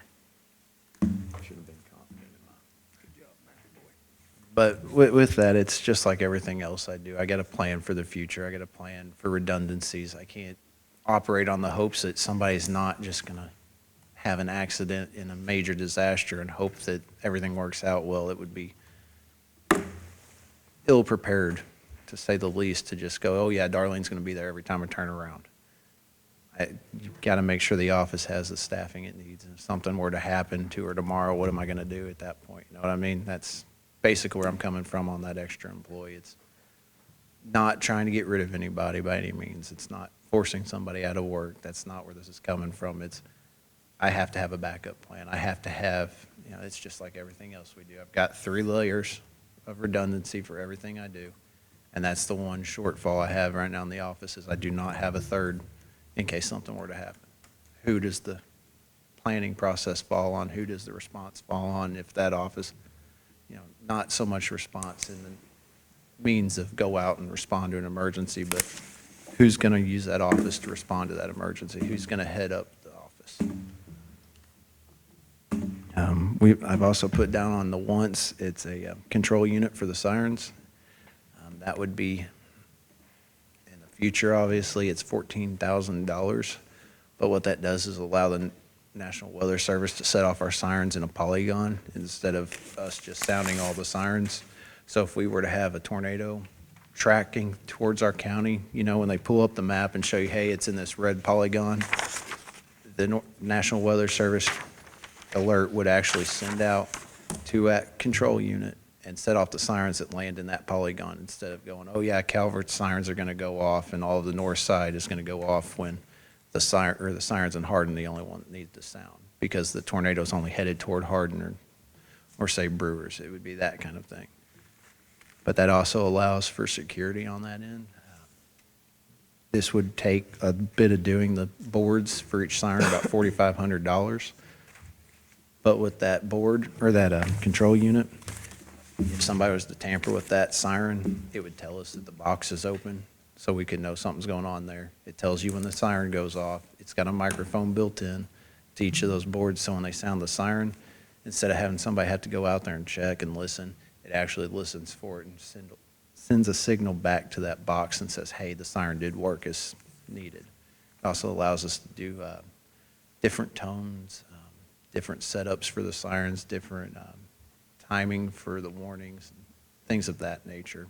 It just makes using the sirens much more streamlined, where we could actually set them up differently. You could set up quadrants, your own little polygons, your own quadrants for everything. So I could have a southwest corner. When I push the button, it just sounds the ones in the southwest, just like I said with the National Weather Service. But what it does is add that third layer of redundancy. So now we have the National Weather Service can sound our sirens. If that fails, we can sound them from dispatch. If that fails, we can go out and sound them manually with our radios. That's just, like I said, that's everything else. It's that third layer, and that's what we're looking for. Any questions on that?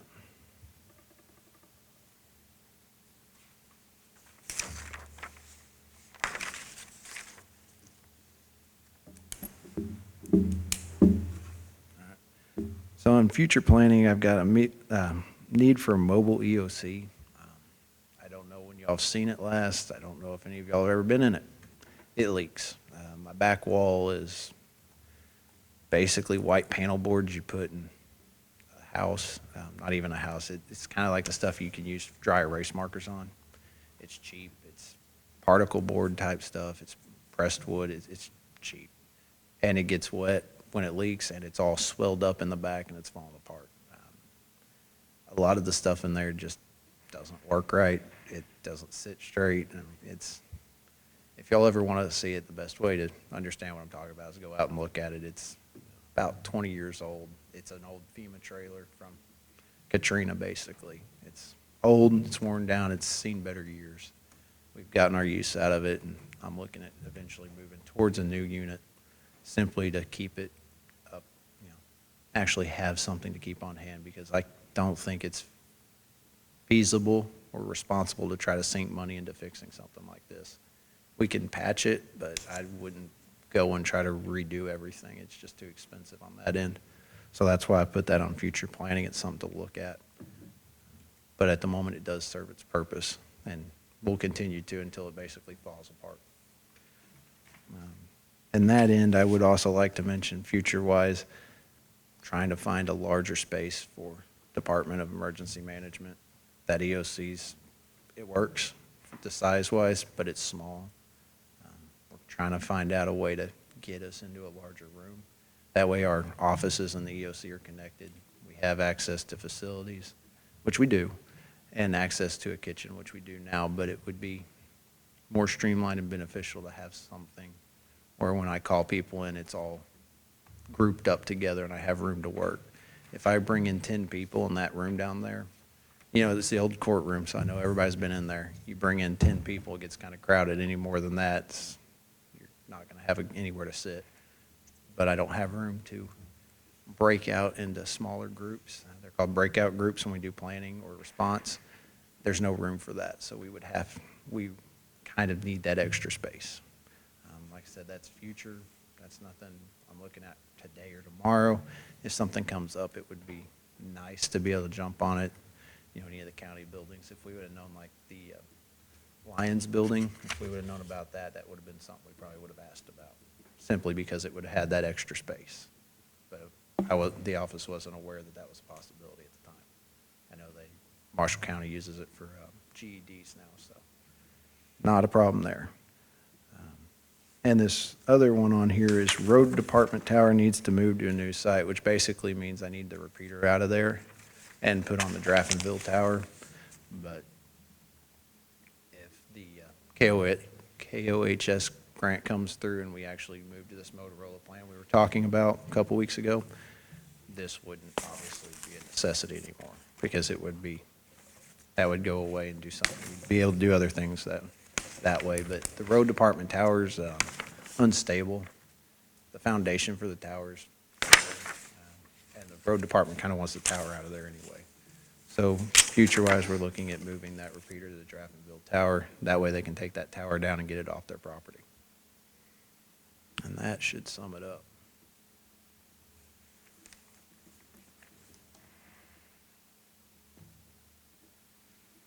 Any questions? Thank you, Ms. Bogues. No problem. All right. Ready? Yep.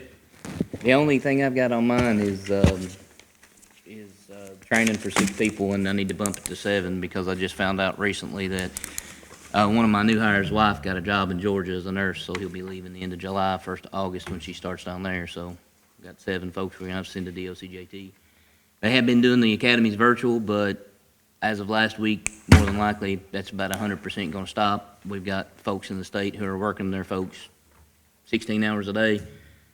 There's folks working on the clock while they're trying to take their academy, sitting at the desk, and they found all this out last week, so they pretty much told us that this is the last virtual academy that they'll do because of those issues. So we're gonna have to be sending our folks back to Richmond, and obviously we got the truck, so the mileage won't be paid because they'll use the truck, but the per diem clothing allowance while they're there, because they have to purchase certain things to be there. So we figured up the cost, and that's what it is what's on there, and then we need to add that again for the 7th person, so. Unless I can find somebody that's certified. And that is, here under travel training. I just changed it to be 7. It was 6 people. So it was, Yeah, I told you about it earlier. 31,780.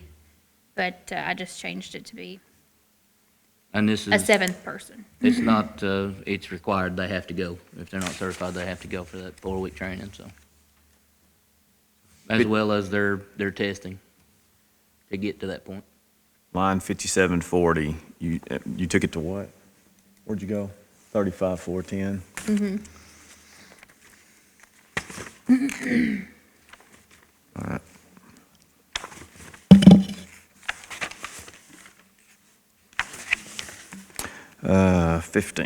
Page 15.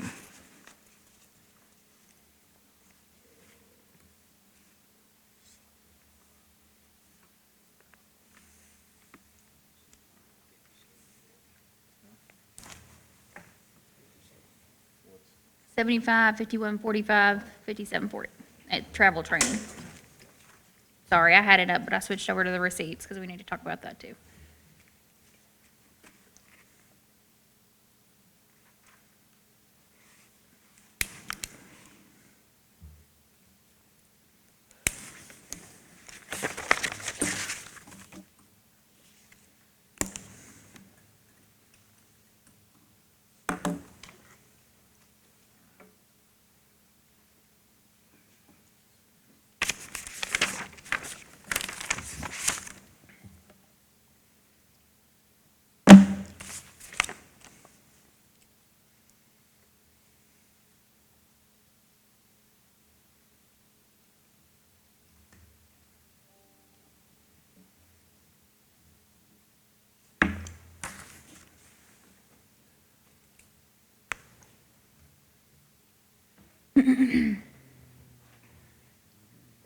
Okay, if you guys don't have questions about his training.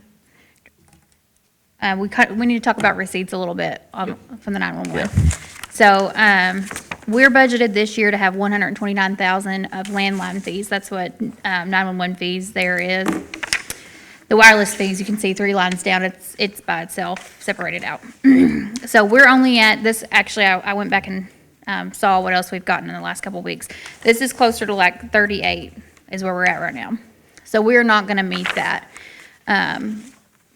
This time last year, we were in the 120s already on landline fees. So I pulled our top 5 payees. I don't know how much I'm allowed to tell about that. I don't know if that's protected information, but let's just say the top 5, I won't tell you who they are. Payees of that landline fee to see kind of how they've changed, and it's very significant. We have some companies that used to pay us $3,500 a month that are now paying us like under $50 a month. And when you look at the remittance that they give us, 4 out of the 5 give us a breakdown of what they were paying us for residential and commercial. One of them only gives us a total lines. They say, 200 total lines. But what they're reporting to me when they're paying me is that the lines have just plummeted. Some of them going from hundreds of customers to none. So I hoped to see that would. You say AT&T? Is that who you're, when you say? There was actually 5 big ones. AT&T is one Oh, of no, them. I thought you meant that AT&T is telling you that Oh, customers went down. What oh, you're okay. saying is that, Yeah, so when each Those company businesses. remits it, they give me some kind of remittance advice, some kind of piece of paper that says, this is why I'm paying you this. So, every single one of the ones that I pulled that were the 5 biggest differences had just plummeted, numbers of lines.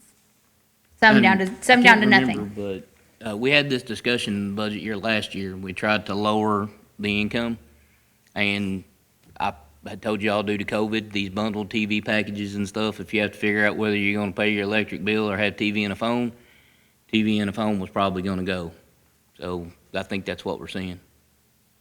So my assumption is that will continue into next year because that hasn't changed, like even though COVID restrictions have kind of lightened some and a lot of people are back to work, those have not gone back up. They've stayed down.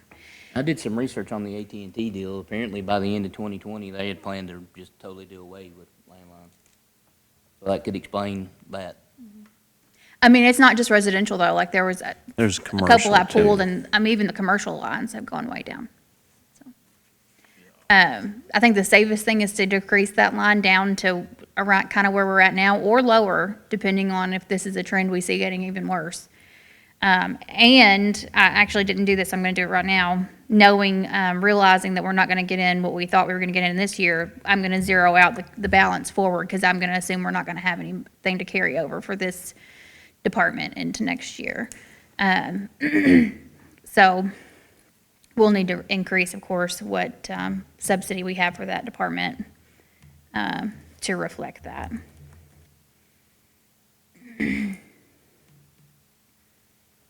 And as far as this year, I think that we're probably gonna have to, like we have done for Roger, for the jail, we will have to replace some of that, since we're gonna come in probably close to 90 or more $1,000 under what we anticipated.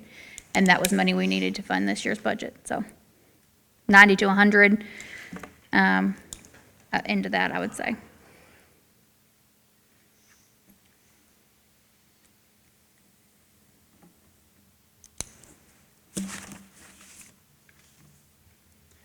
I did get a call from Barry, our attorney, and he stated that there should be an announcement by the judge this week. So hopefully we'll hear something back on that.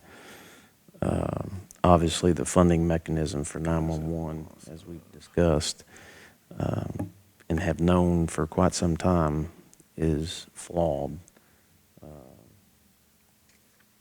And definitely has been decreased over the years, but during this situation, if you remember, we just passed a resolution to support utilities, and I think it was over 220,000, or was it 220,000 that, The county could have access to like 215 or 218, I think, and Yeah. we're gonna probably come in around 2. 210, And then, of course, the business, or the entities that administer that will rake some off the top, so it'll be less than that.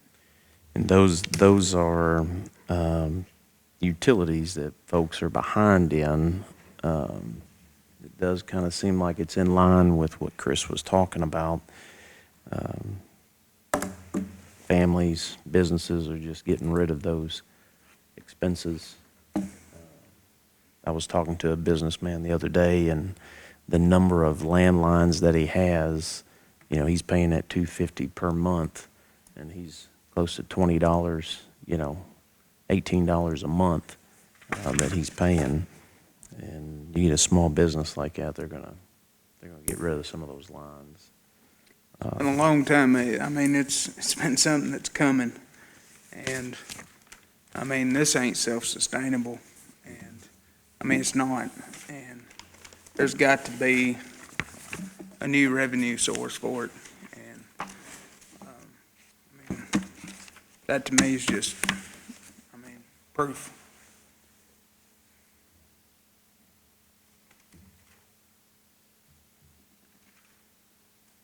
And I think another thing that we've seen is businesses working from home that had those multiple lines. If you can do it from your cell phone from home, those lines and those businesses are gonna go as well. Speaking of cell phone, I just learned something. Actually, you've got somebody who may have a cell phone that lives in our county, but the cell phone is billed out of state. And if that's the case, then the tax on that cell phone doesn't even come to Kentucky. And there's so many variables with how the funding mechanism, I think, is flawed. But then again, that's state and federal issues. But you've got folks that either call or use that service within our community. And there's current funding mechanisms in place, our ordinance and the state collection of the tax off of the cell phone, and we're still not capturing people that are, for lack of better terms, a demand, which it should be a demand for service for what's provided in times of emergencies, but the funding's not even there. So, hopefully we'll get some good news this week, because again, that is a fair and consistent mechanism, and if not, I mean, we're looking at well, Gonna have to increase the 90,000 subsidy. decreased. Yeah. This court's been subsidizing 911 since 2010. I said up here. That's right. When I worked in the county judge executive's office, I mean, this room was filled with people saying, we've got to keep 911 in this county, and we've been subsidizing it. But you can't go on the subsidy forever. You cannot do it. And I hope it turns out in our favor, because it's fair. Everyone pays. 911 is something we have got to keep running in this county.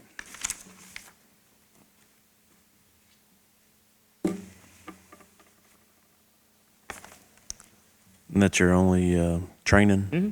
Yeah, that's pretty much all I got.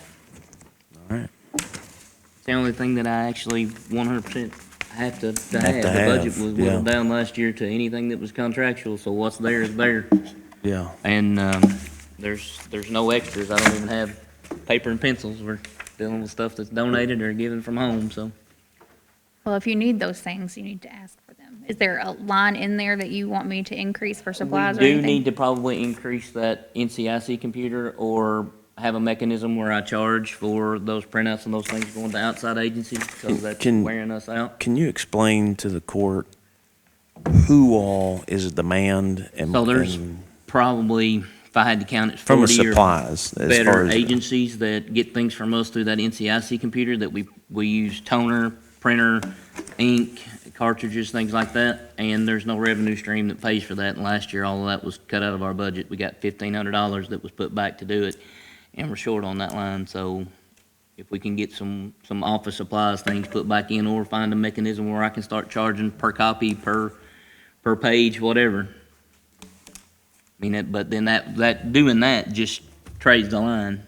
They're gonna have to come up with a line in their budget to pay for the things that they need, and most of them are county agencies anyway. So, kind of passing the shell, if you will, take it from one line, putting it in another. And I mean, it's not uncommon. I know Brad and I went down to Paducah and McCracken County, and they had some internal funding mechanisms in place based off of the demand on the system. But it's not a, And then also open records from where we print CADs for attorneys and all of those things. We need to be, if I can, recouping monies from that instead of just handing it out. yeah. Realistically, what's an expense number for that printing service that needs to be in here I for a would say year? pretty close to 4,500. For a year, 4,500?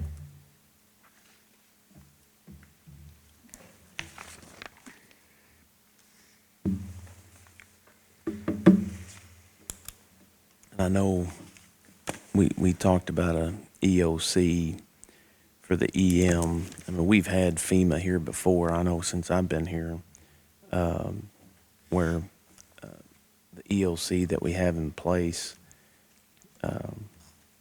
it didn't affect our funding, especially during qualified emergency events.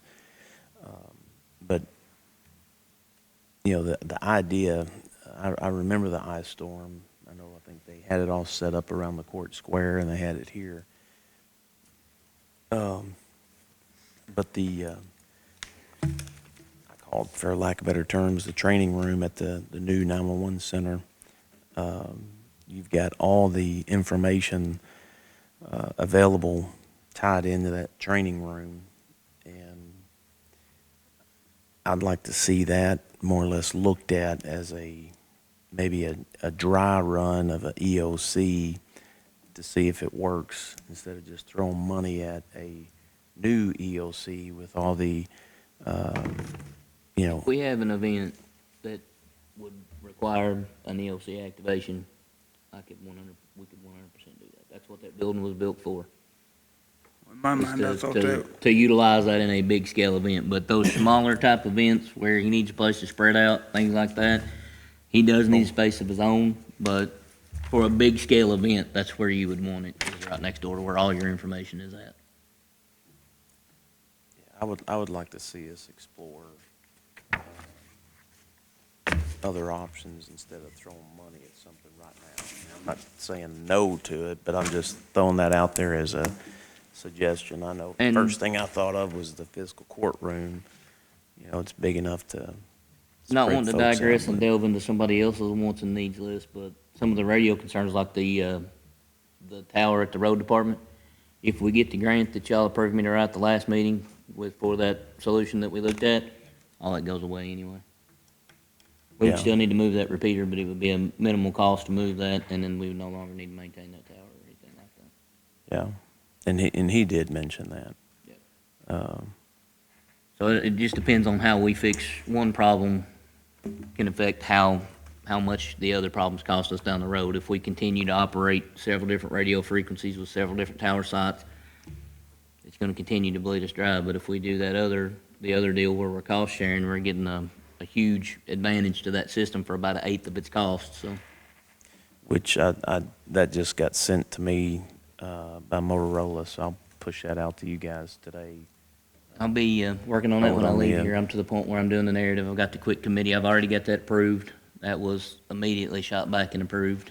And so it's an approved project on the quick committee. I've got my clearinghouse letter done. I'm writing the narrative and should be hopefully ready to submit by the deadline on the 23rd. So quick turnaround, but we've been working on it hard. I've been waiting on numbers from Motorola. A lot of those things were contingent on numbers you get and filling those out. So we've done what we could, but the real crunch time starts now.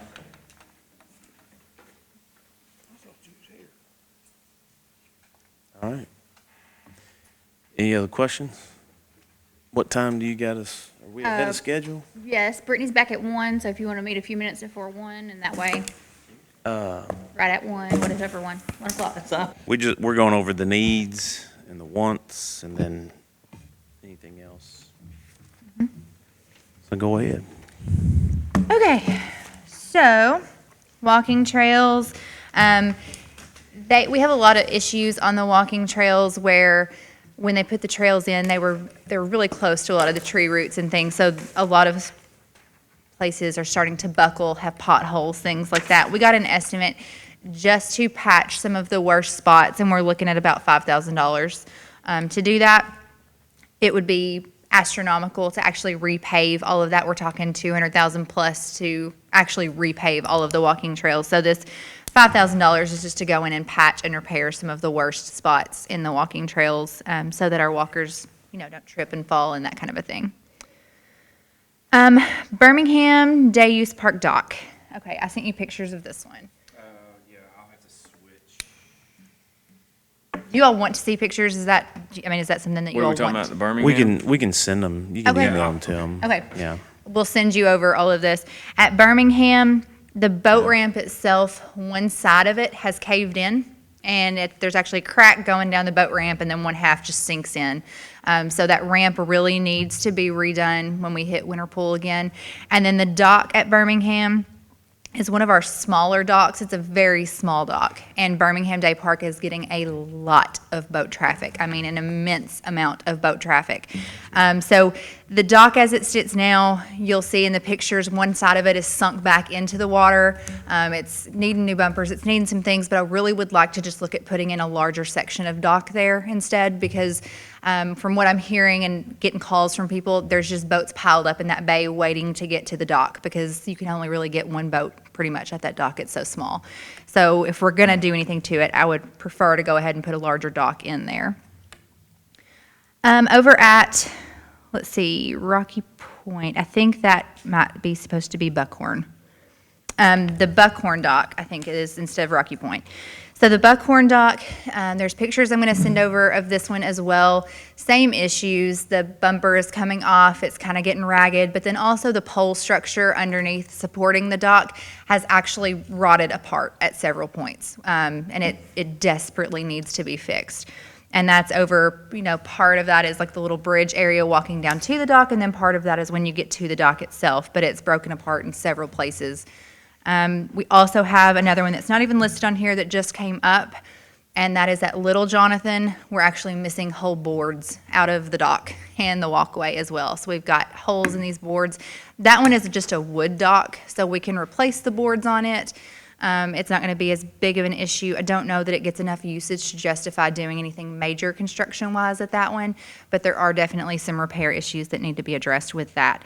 I have talked to somebody. They weren't going to be able to go out until this week to get estimates on repairs for these. So I was hoping to have those by today, but he wasn't able to get to it in time. So hopefully by the end of this week, I'm going to have some estimates. And then Roy is going to work on an estimate for the boat ramp at Birmingham. So those numbers are kind of TBD, but they should be coming this week. You guys should have those pictures. I forwarded you all those. Okay, let's see here. Okay, yes. So my next one is just kind of a blanket statement, but really needing the budget restored back to last year's budget before all of these cuts happened. We are struggling really, really, really bad at the park right now. We haven't done anything extra. We haven't done anything big. We haven't even made all of the repairs that we needed to make to things this year. And I know before I left to come here, I had another close to $1,500 in requests come in from maintenance to be able to get the splash pad open and running and fix some water leaks and stuff. And to be honest, I don't even know where that money's coming from at this point. There's just, we stripped that budget down this year to basically the bare minimum of things we knew we had to pay, but it left us no room to fix mowers or, do any kind of repairs to things that were going to break throughout the year. So the budget definitely wasn't excessive to begin with, but it gave us enough cushion to be able to fix things as they break and do things like that. So looking at restoring that back would be really, really important for us to kind of keep everything maintained. at the level that the public is used to seeing it maintained at. Okay, the Miracle League commitment, I don't know exactly what you have in mind on that one, so you may want to address that one. Do you know exactly what we're looking at on that part? Our cost? Yeah, because we don't have, that meeting hasn't been, we haven't had that meeting yet. I didn't know. As far as the final numbers, or as far as what's been presented to the court so far? Right, so we have that next meeting coming up with tech to look at that. So I didn't know if you wanted to wait until then to be able to No. present that number. Go ahead and, Okay, yeah. good let's deal. go. So Let's- I'm going to be totally honest, I didn't even know this part was on here, so I don't have that number, but I can get that to you today. Do you remember off the top of your head what that number was? I have it in at 184,000. Okay. That's our part, if that's the way it's supposed to okay. look. The way we did that was what we. 184,000. Like out of the total, what was being bid out compared to what we were actually gonna be spending. We're spending all of it, obviously, but I think that's the number that we carved out, was the 184. Okay. Is that real money, or is that total, like with any in-kind? That would be real. Yeah, that would be using our crew to pour concrete sidewalks, things like that. Yeah. That would be all material or equipment. Yeah, the grant, not getting the grant was a bummer. There are a couple of other grants that I'm looking into now to kind of help offset that. A couple of private foundations that I have started looking into. And so hopefully some of that is going to help offset some of what we had anticipated coming from that grant. The vendor that we were going to work with also has called with a couple more options of things that I can look into. So I'm going to be getting with him next week to talk about some other funding opportunities. And then there's also some that are specific to the playground, which I know we're not to the playground phase yet, but that will still help chip away at that overall budget number that we had been looking at when we get to that phase. So I think all of those things will kind of come into play and help offset that as well. And I know that with the grant that we submitted with the road department to get, it's a different polymer, and Ebonic is their product, so it does qualify for grant monies. We submitted that. We should find out about that here pretty soon. But Ebonics, they are aware of the Miracle League project, and if you remember the design, I think it was 8 handicap parking spots that would have to be paved, because then later, the road department would do it next year, look at paving, we'd look at paving the parking lot. But those 8 handicap parking spots, Ebonics wants to help. So that's something that we put in there. So we'll have to wait and see if we get approved for that. We got a pretty good chance, but time will tell. Is it through their corporation? No, it's Or the their grant product. is It's through- their product. It's through a state grant. Oh, okay. But But you're thinking just them personally? well, they've already Well, said they They committed to, okay. right, and it's actually in the grant proposal. So Their part is given to us or something like that, okay. yeah. That's good. Yes. Brittany, do you know right off the cost on the playground portion of it? That is, we can do as little or as much as we want with it. Is it like I would 280? I would say a good estimate would be somewhere between 150 to 300, and I know that's a big spread. But it's one of those situations where we can start out kind of bare bones and add to it, add pieces along the way. But there's a big range on that playground, just depending on how much Yeah. you do with it. And it's, if you guys remember the proposed, now these are all proposed dollars from CMS, but it should be, when we get done today, it should be on the drive. So you should be able to go back and look. And that was just a projected number. But And also, hopefully, now that a lot of the restrictions are being lifted, we're starting to look at some other fundraising. We can get back to some of those fundraising events and things that we had planned on doing before COVID really hit. We had planned on a big, almost adult prom type thing with a live auction and all kinds of things. So we're getting ready to start looking at maybe moving back towards some of those fundraising events that have been postponed for the past year also. And I think that that will kind of help re-energize some of that money coming back in for the Miracle League. Okay, on the wants, repair and resurface the tennis court. You guys, I think he sent over pictures of that as well. That's something that we've been looking at for a couple of years now, ever since I came in. We had initially started out looking at a USTA grant that would have helped cover the cost of that. For several different reasons, that became an option that just wasn't viable for us. They were going to require a lot of different things that to be done to the court that would have just made it cost even more money. And then we also would not have been able to have dually lined that field for pickleball, which is something that I know you guys are hearing about it too. A lot of people are really wanting pickleball out there. So USTA would have restricted us from being able to line the court for pickleball. If we just go ahead and do it ourselves, we can line it dually for pickleball and for tennis. That cost, that $17,000 was the last time we had an estimate on it. If there has been price changes, I don't expect it to be astronomical, but that was the last quote that we had gotten to have that resurfaced. The ball court lots at Hardin, we have several lots that are out at that day park. $3,000 was the quote to get those replaced and fixed. So that was another one that is on there. That's gonna have to be a need, not a want. That's gonna have to happen. Okay. Can the commissioner go do it himself?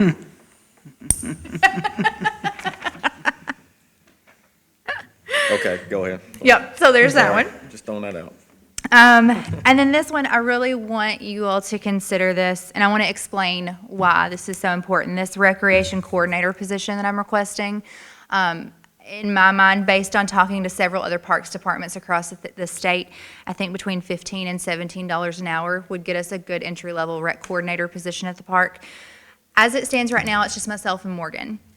Morgan is working her tail off, doing all of the scheduling, the billing, the day-to-day stuff in the office, and I'm trying to handle everything else. It doesn't leave a lot of time or a lot of energy, I guess, basically left during those working hours to be able to put on events and do these things. So if we had a rec coordinator, this would be our person that would actually, they would plan events with me, but they could be the one out there kind of making sure these events take off. For example, at our picnic in the park that we have on Tuesday, if we had a rec coordinator, they could be out there doing activities for the kids. We could have a luau at the splash pad from time to time. And I would really, really, really love to see a mobile recreation program started here in Marshall County. I feel like, we have so many of these day parks throughout the county that we underutilize so much. And we have a lot of kids in areas like Hardin and Aurora and Possum Trot and some of these areas that maybe it's not as easy for them to get to Mike Miller. So having a mobile rec program where we would actually go out to the day parks and do games and do, physical activity, opportunities, craft opportunities for these kids in the summer. I feel like that's a part of the Parks and Rec kind of field that we've really missed the boat on in the past, and I would really, really like to see us pick that up and try to serve more of the community outside of just Mike Miller and start to utilize these day parks even more. We've also taken over the baseball and softball program. We've grown that. I've talked about how much that has grown, so having another person on board to help kind of manage all these baseball and softball teams. This would also give me somebody to help bring in soccer tournaments and bring in even more baseball and softball tournaments, which we've doubled the amount of baseball and softball tournaments that we have coming in already, but we could actually start to host some of our own. Instead of just relying on outside promoters to bring those tournaments in, we could actually start hosting some events ourselves. So I feel like, for the cost that it would take to get us somebody, I think that it would definitely pay off for the department and for the county. And I think that that's something really worth considering and looking into for where we are as a department right now compared to a lot of other parks departments across the state. Future planning, day parks, docks are all bad, all of them. That kind of sums it up, basically. And I talked about several of them. But pretty much every single day park we do. We need some money to invest into our day parks. I feel like I keep talking about that when we're talking about this budget, but we've underutilized them, and I think that it's evident, and we need to kind of put some focus on there when we think about future planning. we have so many opportunities with so many of our day parks being on the water that I think that there's a lot we can do there. One thing that we have talked about ever since I hired on was some uniform signage at the entrance to our day parks. And I think that's something that we really, really need to kind of let people know where they are more clearly, let them know they're part of the county's parks department, and just kind of set them apart a little bit more. And, you know, that just builds and goes on to being able to add things, but updating those docks and getting all of our docks and ramps in good working order, I think is definitely where we need to start. So just to keep that in mind for future planning. You know, I think if we could budget something every year for a dock upgrade somewhere, that would probably be the most practical way to approach it instead of taking off one big bite all at once. But I think just making sure that we are able to have that designated in the day park line going forward. That way we have a set amount of money each year to make sure those docks stay maintained.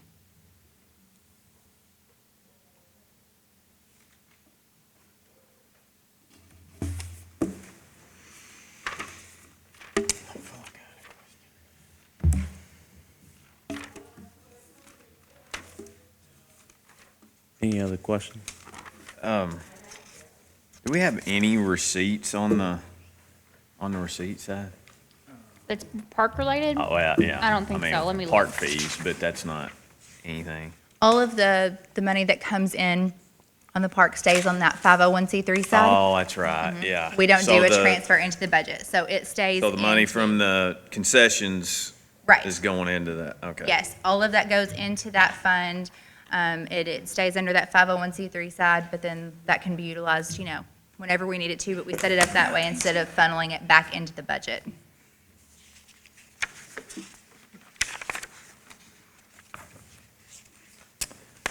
Correct. And if y'all have any questions or want to see those numbers, y'all can holler at me this week, and I can put updated numbers together on all of that. I can also run reports and send out that show what we're bringing in per facility per month, or break it down by season, however you all want to see that. I can get you those numbers as well.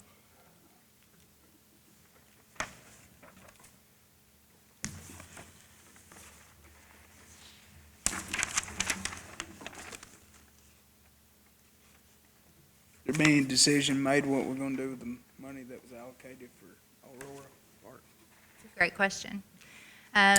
The WAC Pack does have a suggestion of how they would like to see the money spent. I have several concerns with the plan that was presented regarding that, and I'm looking into some other options. I have been reaching out to some people in Aurora that live in Aurora, that have families in Aurora.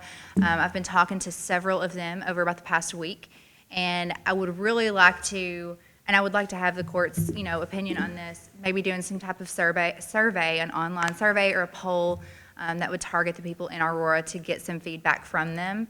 I really just think it's important that we make sure that we're getting to know what it is that they need and they want and what's important to them before I kind of go forward with any of my ideas that I think might work out there.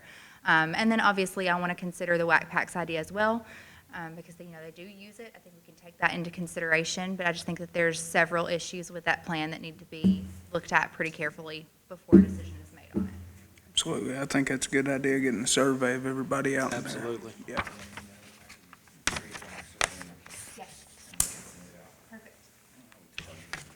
Yeah, how do you target the? We can target it on Facebook with a boosted post. You can target it based on their demographic, their age, where they live, things like that, so we can make sure we're shooting it out to the people, at least for social media. But I've also talked to some people from the area that were interested in helping to share that with their friends that live in the area and push that out and make sure those people get a hold of it. I definitely don't want to put something out there that won't be utilized, but I just think that we need to be really careful on the feasibility of some of the plans that we're looking at before we invest money into it.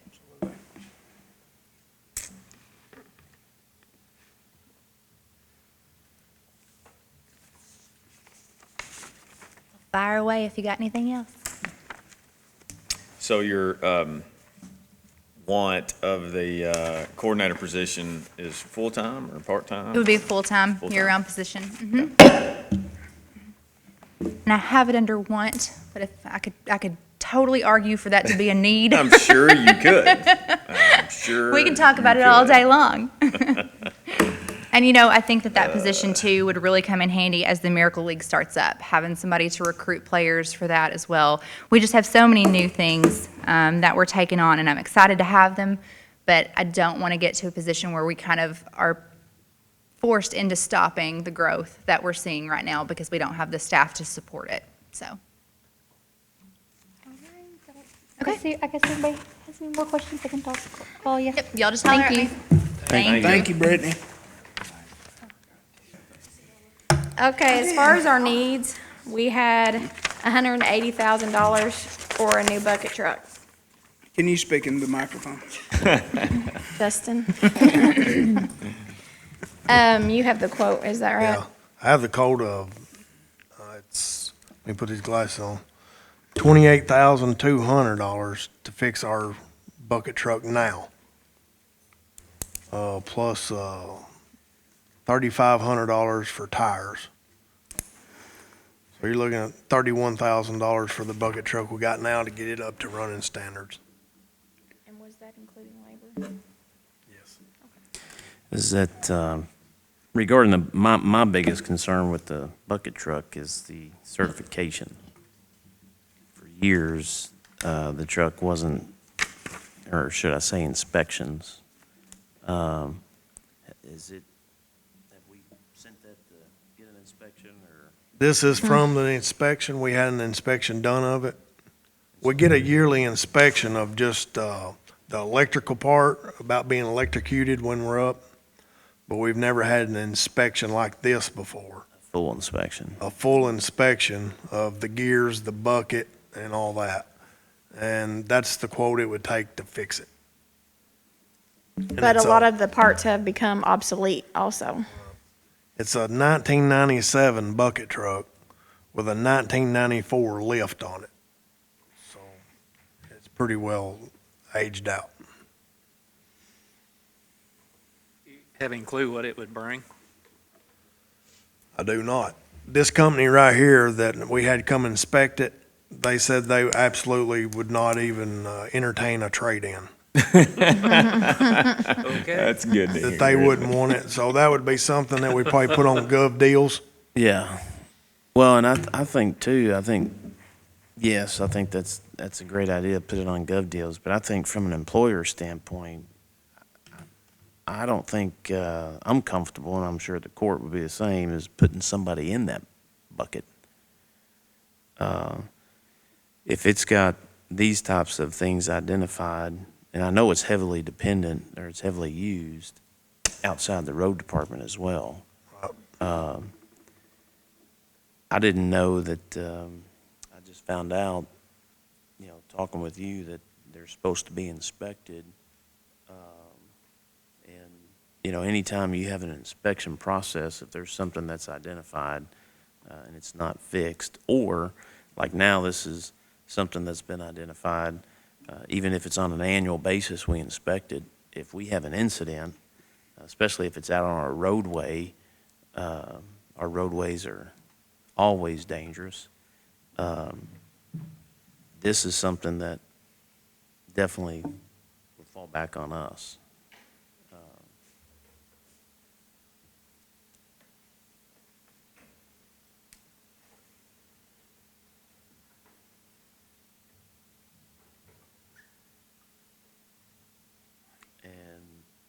Am I correct? I know we've talked about a lot of stuff. Our mechanics, or some of the things that need to be replaced or repaired, is that above or outside our? Yeah, this mechanics? needs to be done by somebody certified on bucket trucks, working on them.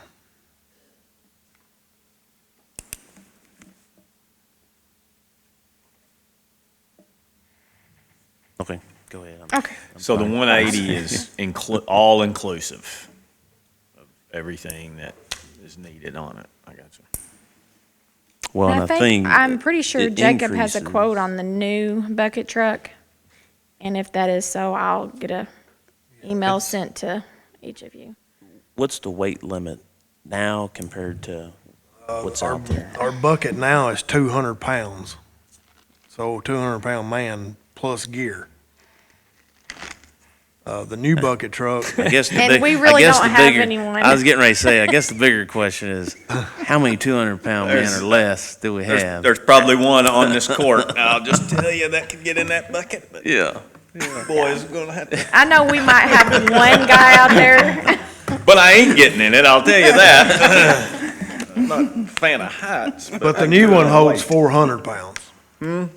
The new truck, if that we was looking at, would be 400. Pretty sure you're all good. I'll get him out the court. Yeah. How about them heights, buddy? Okay.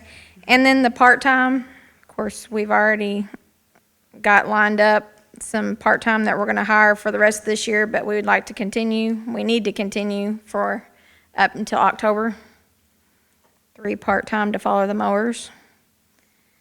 And then, uniforms, that budget was taken away from us this past time, but every new employee that we hire, they are required to wear our logo to be out on the road. And, you know, they're required to have certain things, and we don't, you know, we would just like to have the money put back in there to where they can do that.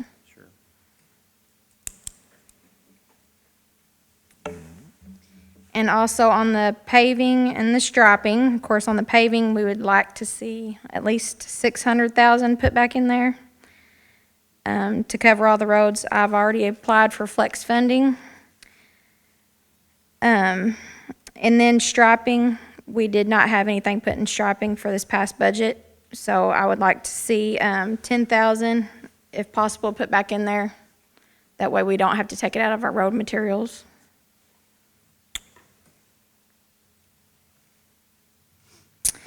And let's see, if possible, we would like to see 150,000 put back into the parts and repairs.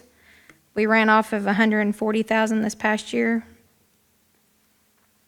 But we'd like to see a little bit more put in there, because sometimes it kind of gets tight. And on the snow equipment, we would like 10,000 put in there for snow equipment, because this past snow, we wiped out the 5,000 that was put in there, and we had to pull from our parts and repairs.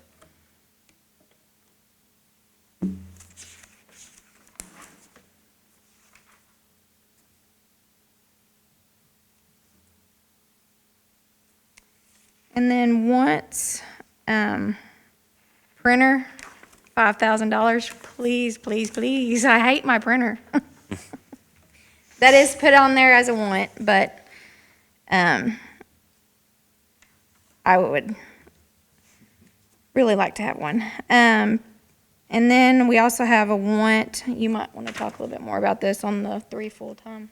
Yeah, we hire 3 part-time every year to follow the mowers. And I'd like to see 3 full-time employees hired and come in as a labor. And that's what they are, just a labor. They're not a truck driver, they're not an operator, they're a labor. In the summertime, we'd use them as following the mowers. In the wintertime, we can always use them as flagmen. And then when we need to hire somebody, we may be able to look at them 3 employees to bring one on and just to move them up.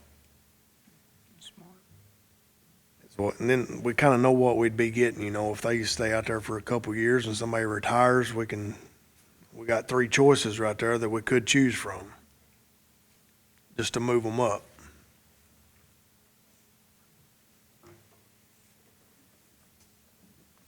I can't remember, what did we say about starting out pay was?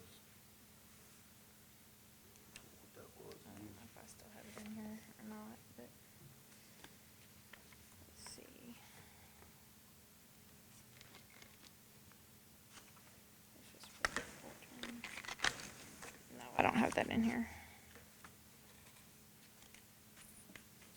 But I thought we had discussed 14, starting out at 14, and Yeah, it'd be working like- $14 an hour. Be like starting out $14 an hour, as a labor.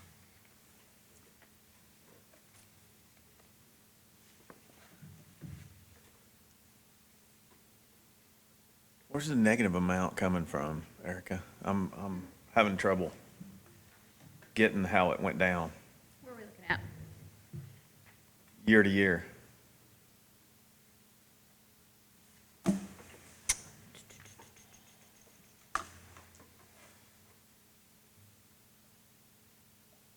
Gotta be something up there. Oh, okay, okay.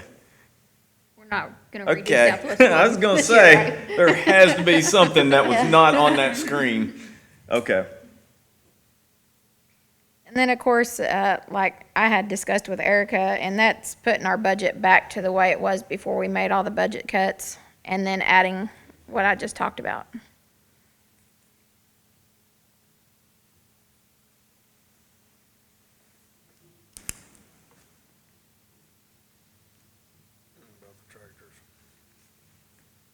Your future planning. The future planning is, our tractors, replacing 2 at a time in the future. They're getting older. And Jacob's checked into a few leasing programs on the tractors.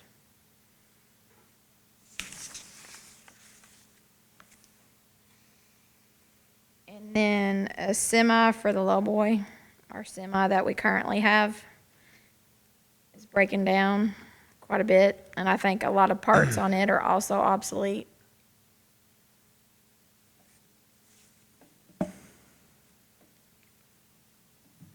And we will see about leasing options on that also. And then I'll let you talk about the salt building. The salt building right now, its current condition is, it's poor.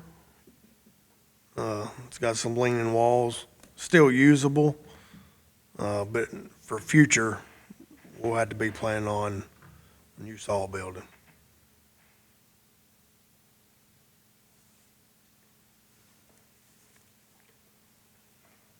And then the leaking into the building, I think we've got it fixed. You mean there's something on here we can mark out? Is that what you're saying? Yeah, I said I think. For now. I Yes, think for we got now. it fixed. Till tomorrow. Yeah. Till the next heavy rain. Okay. Okay, so as far as your future planning budgets, those look like some big ticket items. The whole building looks like a big ticket item. Yeah. And I'm guessing tractors are, we're talking hundreds of thousands of dollars if we're Right. purchasing them. How many tractors do you all have that needs to be replaced within the next several years? I'd say within the next year or two, we have 2 that Got we two. need to replace. 2 in the next year or so? And then what about going further out than the next year? Like, I let's would say say- 2 to 3 years from now? I'd say 2 every year, 2 every year for 3 years. 3 years? Roy, is the attachments that are on those, are those able to be refitted to a new tractor, or do you go with all new, better off? It's best just to go with all new. That's one of the things that wear out the most is the arms. Every year, we're having to weld on the arms. The more you weld, just the weaker they get, and They're constantly working on them. So are we talking like 250,000 a tractor around there? I can't remember. I know at one point we talked about it, but I couldn't recall. I'm not 100% sure to say. We can check with Jacob, because I know he's talked to a couple different people and get a price sent. And so you said he's looking into leasing also, right? Because I mean, that would seem to be the, It's a lot of money. I mean, just thinking as farm side, I don't know hardly anybody anymore that buys versus leases those big. I would think. Have you gotten any idea Well, on replacing the I mean, salt there may be- building there probably is cost-wise? some, but- No, I've been talking with the state, and I've not been contacted yet about who built their building. Wasn't it, why am I thinking that there was one, it was a contract? I don't know why I'm thinking that there was one contractor that may have been awarded a bid or Yeah, that's got the, I guess if I'm correct in what I'm thinking, it was a bid. And, that one company, I guess, has got it to build them out, but I can't think of it off the top of my head. I talked to the state and they said that, they bid them out and it's always seems like the same guy that's got Okay. all the buildings. Is that you and I talking about that? Yeah, but, All the metal building type, is that what you mean? no, it's or- got concrete walls up like 8 foot tall. Oh, yeah, that's right. And then Yeah, the- you're talking about the cement, tarp. yeah. Okay. We had looked into, we've had discussions, you get somebody, and I know you guys can envision this, you get somebody that starts out the road department with a load of salt. They're running all the way out to, the far end of your district or your district, and they're out there throwing salt down, and then they're empty. They gotta come all the way back, and you got 19 routes. That's right. The fuel costs and just the wear and tear, trying to find a location to where we can have a secondary salt location. That way, while they're out on that end of the county, they can just go ahead and fill up and do their operations out there on their routes. Want to be quicker, If we have a truck in Aurora and if it's a pretty good snow, you're looking at 30, 45 minutes to drive back to the shop to get salt.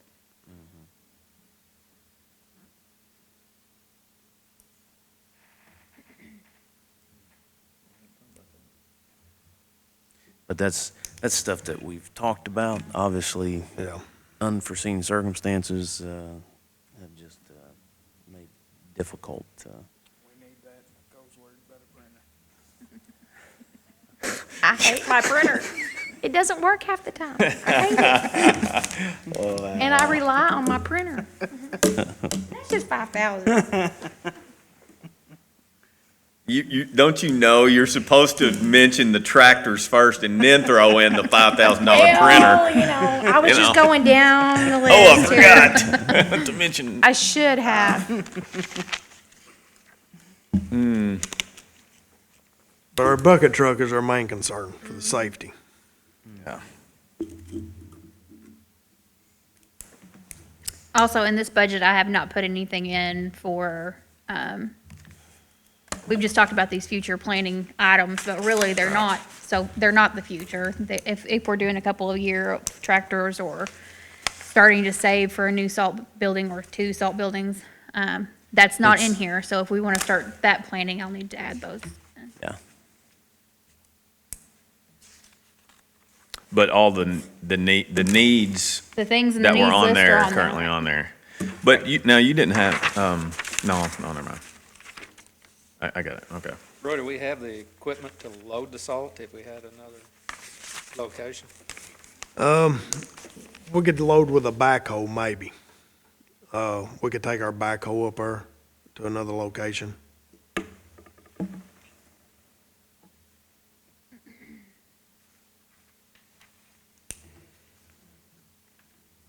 Some of that snow equipment's not what you and I have talked about for like for the maintenance crew, is it?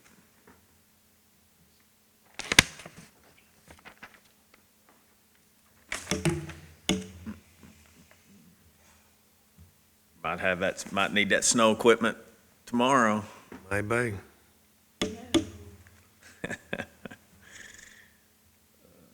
Better not. Go down the needs. Yes, sir.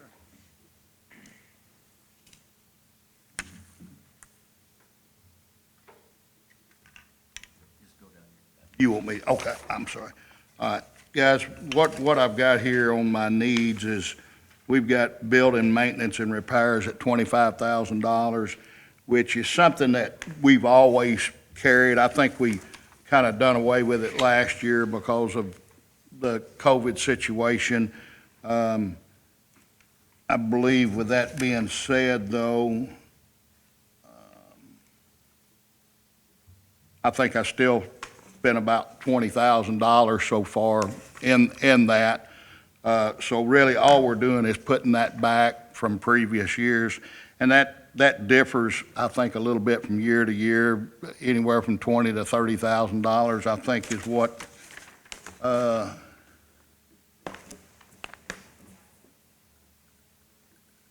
is pretty much what I've always generally had in there. And with that being said, of course, as I told the judge and everybody else before, of course, our building, it's approaching 30 years old. Next year, it's actually 29 years old right now since we moved inmates in, so, every day, something else new happens, but, I mean, we're running pretty good there. Then we've got, $10,000 with equipment repair there. And that probably falls in more for what I was just talking about of the age of the building. Right now, I've got a commercial dishwasher that my cooking staff is on to me pretty much every day about because it's limping really bad. And I believe in this 30 years, I believe that's the second one we put in there, so that's probably pretty good use out of it, I'd say. And as I was explaining to the judge the other day, the dishwasher may not be able to wait till the new fiscal year.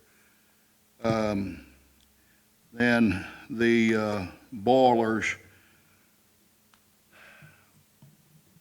I mean, I wished I had a magic crystal ball to be able to predict the future, but I don't have any idea what's going on there. I mean, I know out of 3, we've got 1 down right now. And we really don't have a bid. I think that Roy had someone up there working on some of them back. This could have even been a couple years ago that recommended possibly us going with the tankless heaters. With that being said, though, we would still have to have the boilers to run the heat during the wintertime. But they're not going to be running at full force. I think that we would save our money with the tankless heaters. And I believe, as I said, we really don't have a bid, but I think for some reason Roy told me that somebody said possibly up around $250,000. With that, I mean, I think that we'd probably have to have an engineer to come in and look at it and tell us exactly what we need to do. Because I think there's probably going to have to be some piping that's changed and modernized and different things.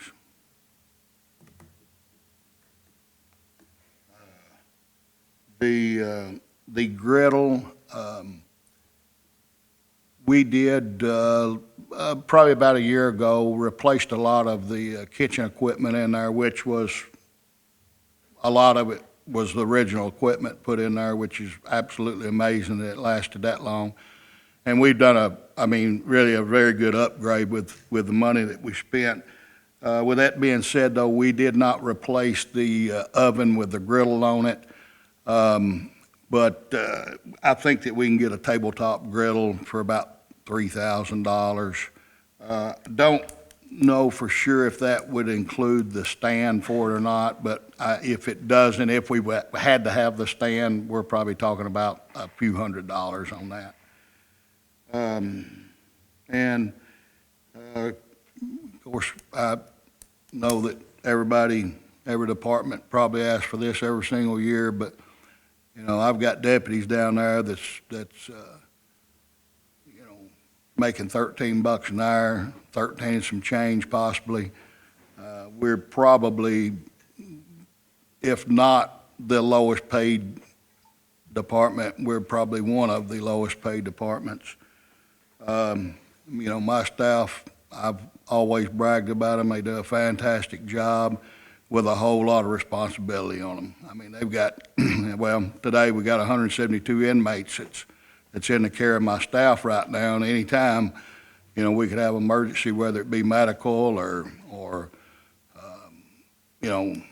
life or death situation, fights, everything else,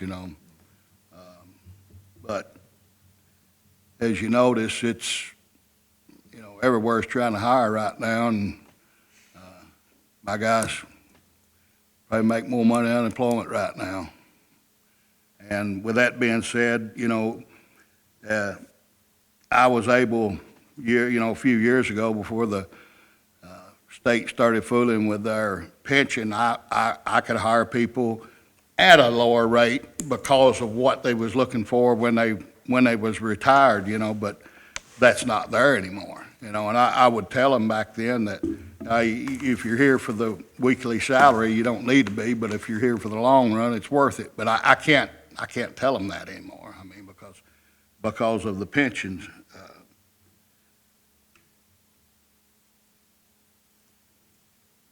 So with that being said, yes, I would like to see some more money for my people.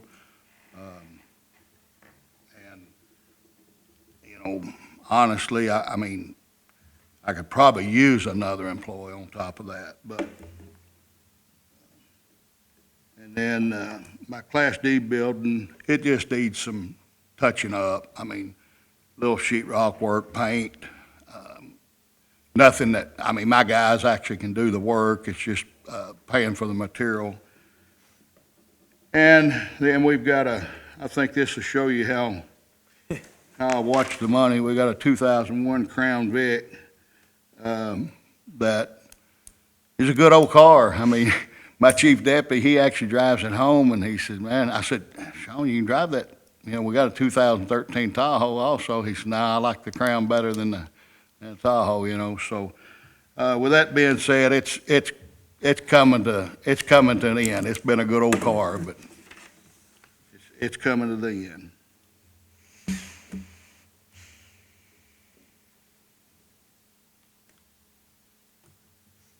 And I guess other than that, So some of the stuff we were talking about before, I think before we were on the air, but that pot of money that the legislature approved, which I'm thinking it was an emergency act too, which meant it went into, I think, it went into effect immediately. yeah. I think it's, a lot of them, you wait until July or something like that, but I'm pretty sure it was an emergency. Yeah, the way I understood that we wouldn't be turning anything in, Department of Corrections. Yeah, I mean, they've got right. everything They there, tell yeah. you, they just send it Yeah. to you, right? Right. Yeah, we don't have to ask for No. it or whatever. But it should come prior to, it'd be an amended item on this year's budget, I would think so, not yeah. the one we're working on. Right. Yeah, I mean, I would think it would come on this one, yeah. yeah. Pay us back for what we've spent. And of course, I mean, I certainly have not brought in the money that we generally do, but with our state inmate population down, I mean, that's where my income is my state population. So it's at 114 right now. What would it normally have been?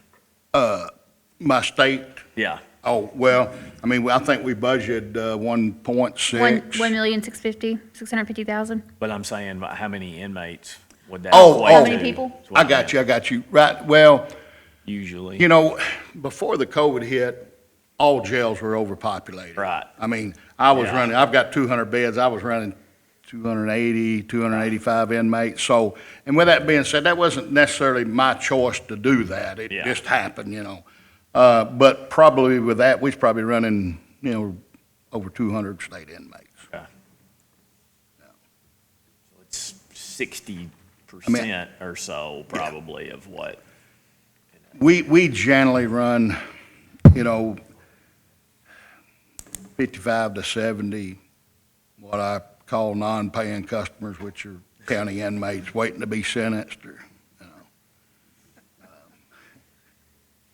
we like the paying customers. But, yeah, I always said if we could run, 3/4 of our population with paying customers, we're in pretty good shape, but it's tough to do anymore. Tough to do. And there's certainly not, and you guys probably know better than me because I mean, unfortunately, jails are not liked throughout the state very well because we cost you guys money. You know, if we're doing good, we're good guys, but if we're not doing good, we're kind of on the bottom of the list. But you guys probably know by talking to your magistrates and commissioners and judges that I don't think there's a state in it, the county in this state right now that they can brag on their jail. Matter of fact, I know I was on a Zoom call earlier today, and I know there's been 3 or 4 jails in the state that's actually shut down. Now, and with another one, I think, knocking on the door, and I can't see how they could. I mean, I think the county's too big, but you know, if we can weather the storm, we might, you know, if our local jail shut down, maybe we can get our inmates. I know they said, more than once, when we were up there, a couple of the speakers said, any of y'all that are close to or have been thinking about doing a new jail, please, consider not doing that right now. Because some of these changes are not temporary, probably. They're Well, and you know, back 10 years ago, we'll say 10 years ago, I believe it was, Bill 455 something, but anyway, it was going to be this big relief on inmates, and it was. I mean, they let a bunch of inmates go, and man, the bottom dropped out. I mean, guys, I got down to like 125 inmates. That was including county inmates. But guess what? That lasted a short period of time. And when I say short period, it might have been 12 months or better, but then population goes sky high again, you know. Yeah. I mean, you know, jails, you know, and that's kind of what's happening now. I mean, we've lost a lot of inmates. The state has lost a lot of state inmates over the past 12 months. And with that, there's been more state beds open up. State-run facilities, I'm talking about prisons that are housing, being able to pull in some county inmates, or I'm sorry, state inmates in off of us. You know, it was said today during the Zoom call that, you know, don't look for it to go back up. Well, let me tell you, I've been around a long time. No. Will it go back up in 4 or 5 months? No, it won't. But it'll go back up. It'll come back up, trust me. I mean, it may be 12, 14 months, it could be longer than that. But crime is going to continue. Now then, we do have to watch out and not let the legislators drop all these felonies down to misdemeanors. You know, I think they've dropped the threshold down for the property. They were dropping the dollar amount. Yeah. The dollar amount, say, on thefts. Yeah. Determined between a misdemeanor and a felony. Yeah. Yeah, they've been doing that for a long time, yeah. At least 10 years. Yeah. You know, the biggest thing that I see is that the individuals that are really making the decisions on an individual going to jail don't sit here. No. The individuals that make those decisions come from an agency, AOC, Commonwealth Attorney, County Attorney. You look at the cities, and this is across the state. When we start looking at who's actually funding the shortfalls, it falls on the fiscal courts. Sure. But we don't make any decisions on who put, Yeah. and we shouldn't, all right, because we're not attorneys or legal scholars. But the General Assembly, and this isn't easy, but the discussion really needs to be at the General Assembly level to where they put all the partners in together. Mhm. Everybody has to have some skin in the game as far as the funding mechanism. Right. You know, because right now it's just us. It's our bottom line. So too many times we see where decisions are made outside other folks where it affects our bottom line, and throwing money at it. I'm not a big fan of that. Yeah. it's not fixing the problem. Right, I agree. And it's frustrating. So that's my 2 cents on it. In the meantime, this is just gonna be an issue for years to come unless they really talk about and do something about jail reform, in my opinion.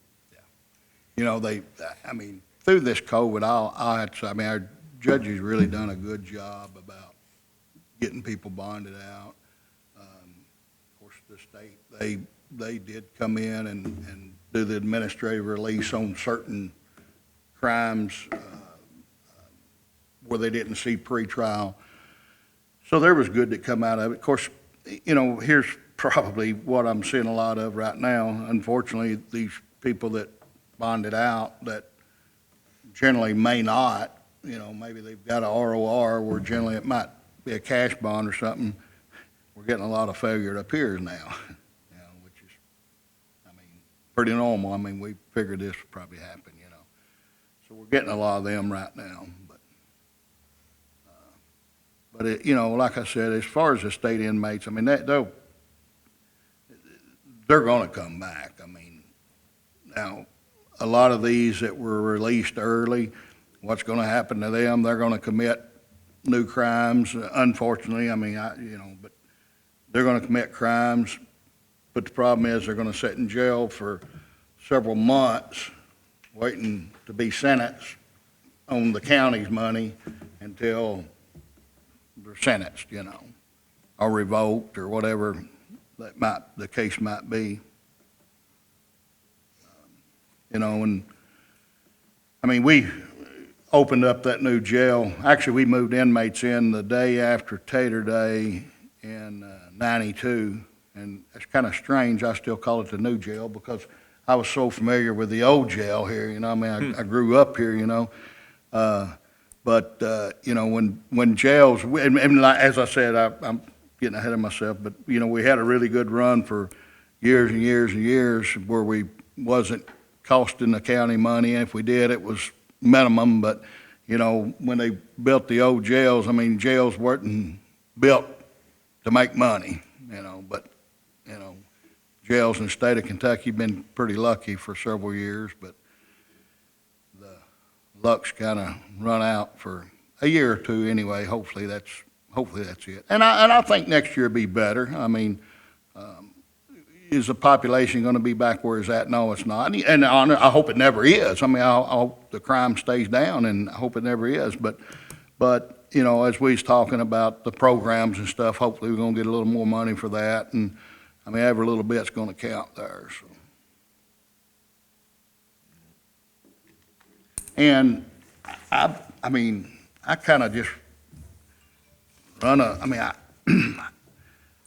kind of hoping that we're going to do a little bit better with state inmates this year than I expected. I kind of just run a report, as I was telling Erica, this is July 1 of 20 through March 21, and of course, I know that the state they're behind some on paying, and it looks like maybe they're just maybe about 1 month behind, but we're at 932, almost 933,000 for the year. So, and then we've been billing February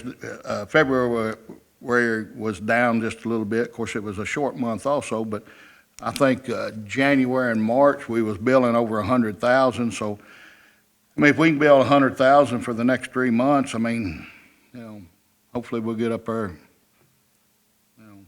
over $1 million anyway. 1.2 or something. That's still shortfall from what we was hoping to get.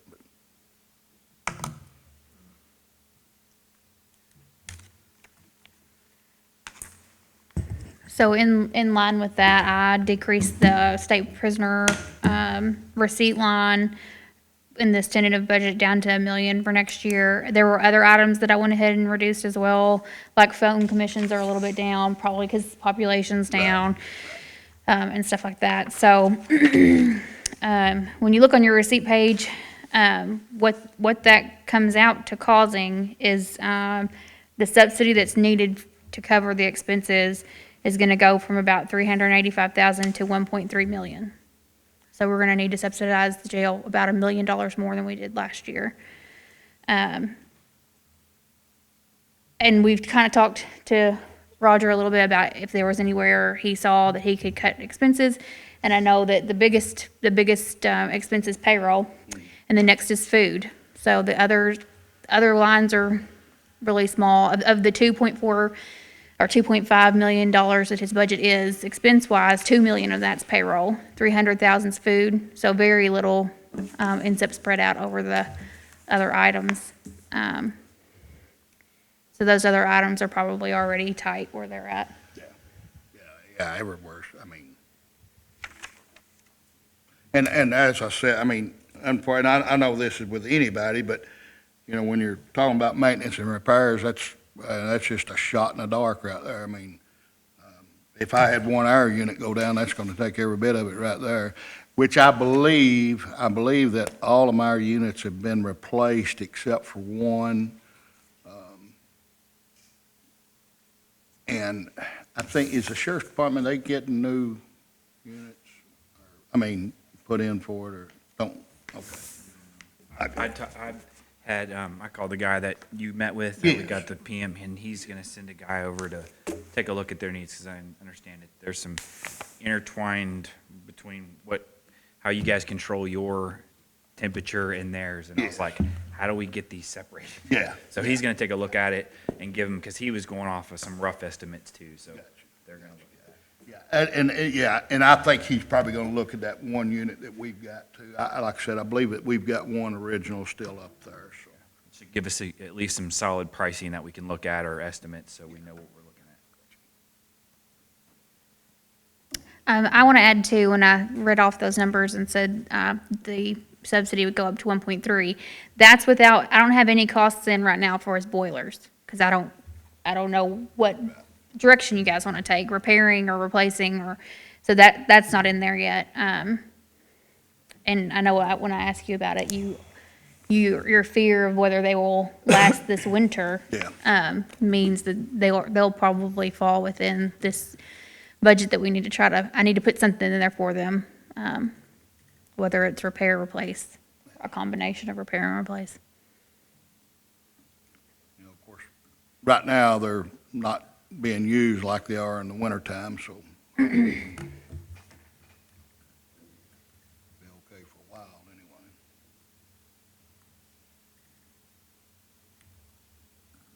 anyway. And like I said, it's kind of hard for me to say exactly what needs to be done with them, because I certainly don't specialize in that field, but as I said, I think that's probably where we probably would be better off to get an engineer up there. I mean, I think that we'd have to even to get bids on it. I mean, because somebody's gonna have to write specs out of what we need, so.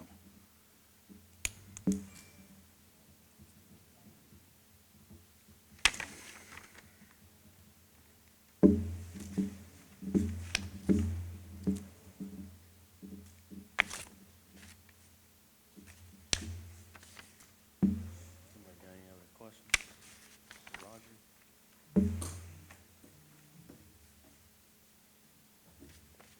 All right. Appreciate it, sir. Thank you, Roger.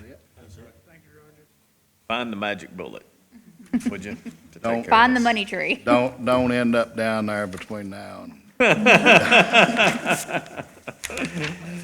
Thank you, guys, appreciate it. See ya. Have a good one. Okay, we have Eddie at 3:30. I sent him an email letting him know if he could come about 20 or 30 minutes early.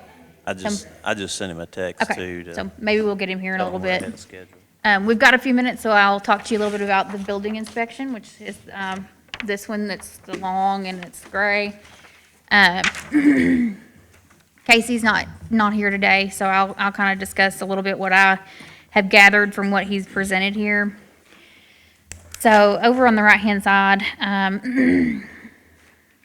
as far as his receipts, which are up at the top, it's what I can gather from this is that when you add all of these items that are not in the boxes, so the boxes are subsidies that Casey is saying he needs from the cities and from the county. If you look at those, if you look at the receipts without those included, it's 180,500, and that's if you include the beginning balance of 30,000. And then the expenses he has down at the bottom are 172,900. So, that would have the receipts covering the expenses. However, I believe that he's put in, this is what I think, that he has put in, that he needs subsidies from the cities and the county because the building board doesn't want to touch their reserved cash. I don't know that for sure. That would be something to discuss with them or with Casey. But that's the way I interpret what he's given me. That's what the box is? I Is that believe, what that equates I to? believe so. So, that's from what I can tell, yes. He's asking for monies from outside sources so that they can not touch their, the cash balance they've been carrying. So I meant to ask Andy in front of you guys so that he can kind of address it a little bit, but I asked, him on a break if the way that Casey's salary is split right now is 40% of his gross pay and his benefits, I believe maybe not his health insurance, but his retirement FICA, is split 40% to building inspection, 60% to our GIS budget. So I asked Andy if that still represents accurately what actually happens with Casey's time, and the answer is no. Casey spends 80 to 90% of his time on building inspection, and very little time doing GIS. So I don't think that the way that it's divided up now is really representative of what's actually happening. And since I know the thought behind building inspection is for it to be self-sufficient or self-sustaining, my thought would be that if he is genuinely spending 80 to 90% of his time there, that they should be covering that. And if that was a change you wanted to make, then likely they would be in a situation where their receipts wouldn't cover their expenses.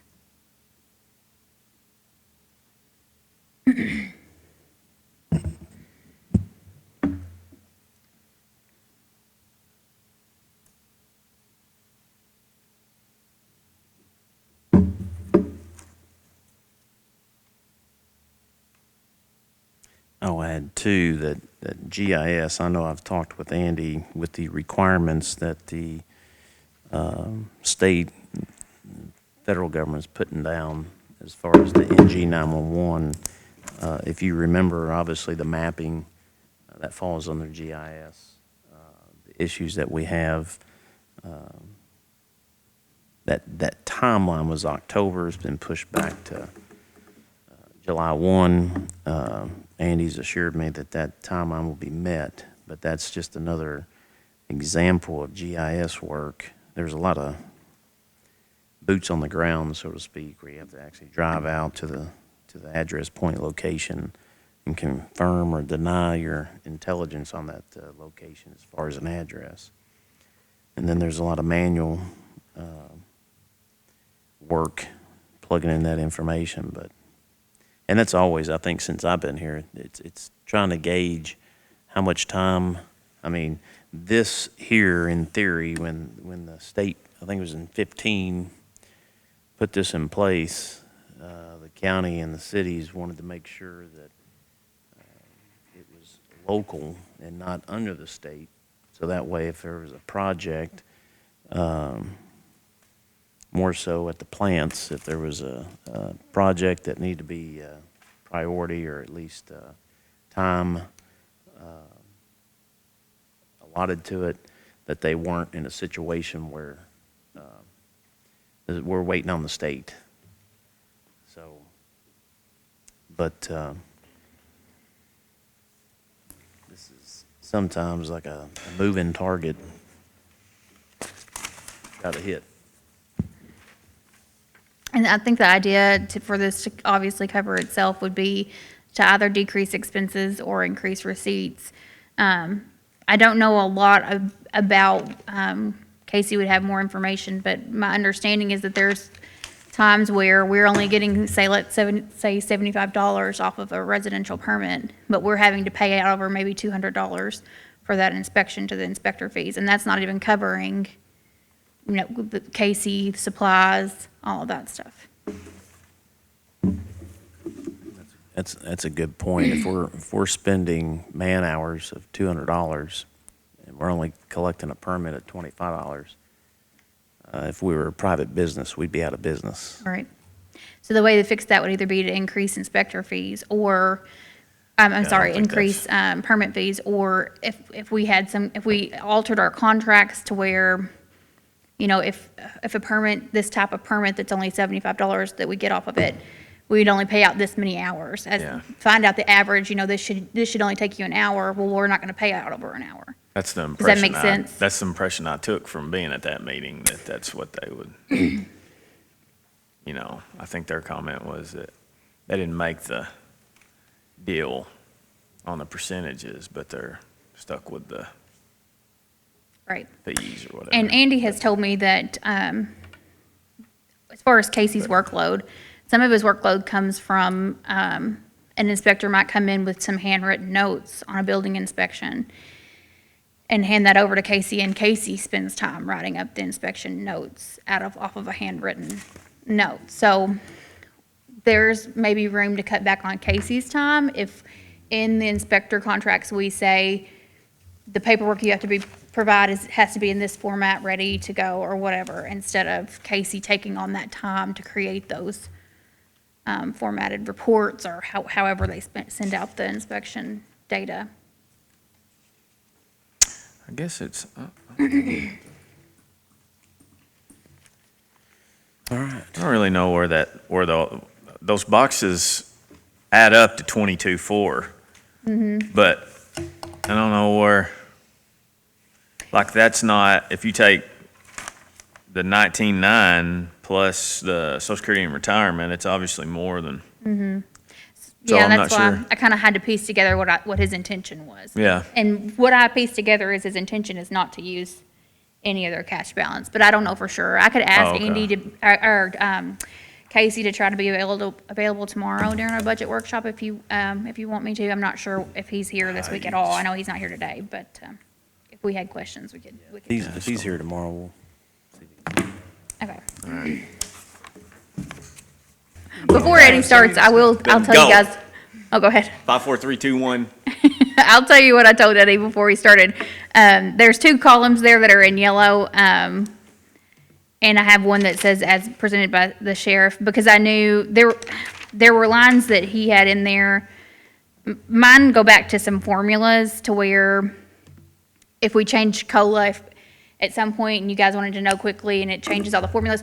So it could be, and like, for example, the health insurance too.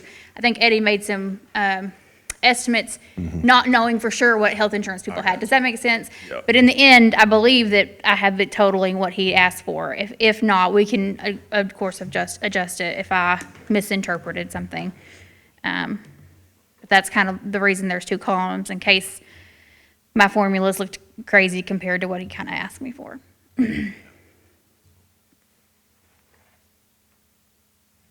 It does look a lot like last year's, except I did put some raises in there for the men. The biggest thing, our biggest obstacle right now is pay. We're $2 an hour behind Benton, and now we're $3 an hour behind Calvert. Calvert's brand-new officer makes $25.51 an hour. That's where our 20-year officer makes $22.51 an hour. Their senior deputies, or their senior patrolman makes $27.50 an hour.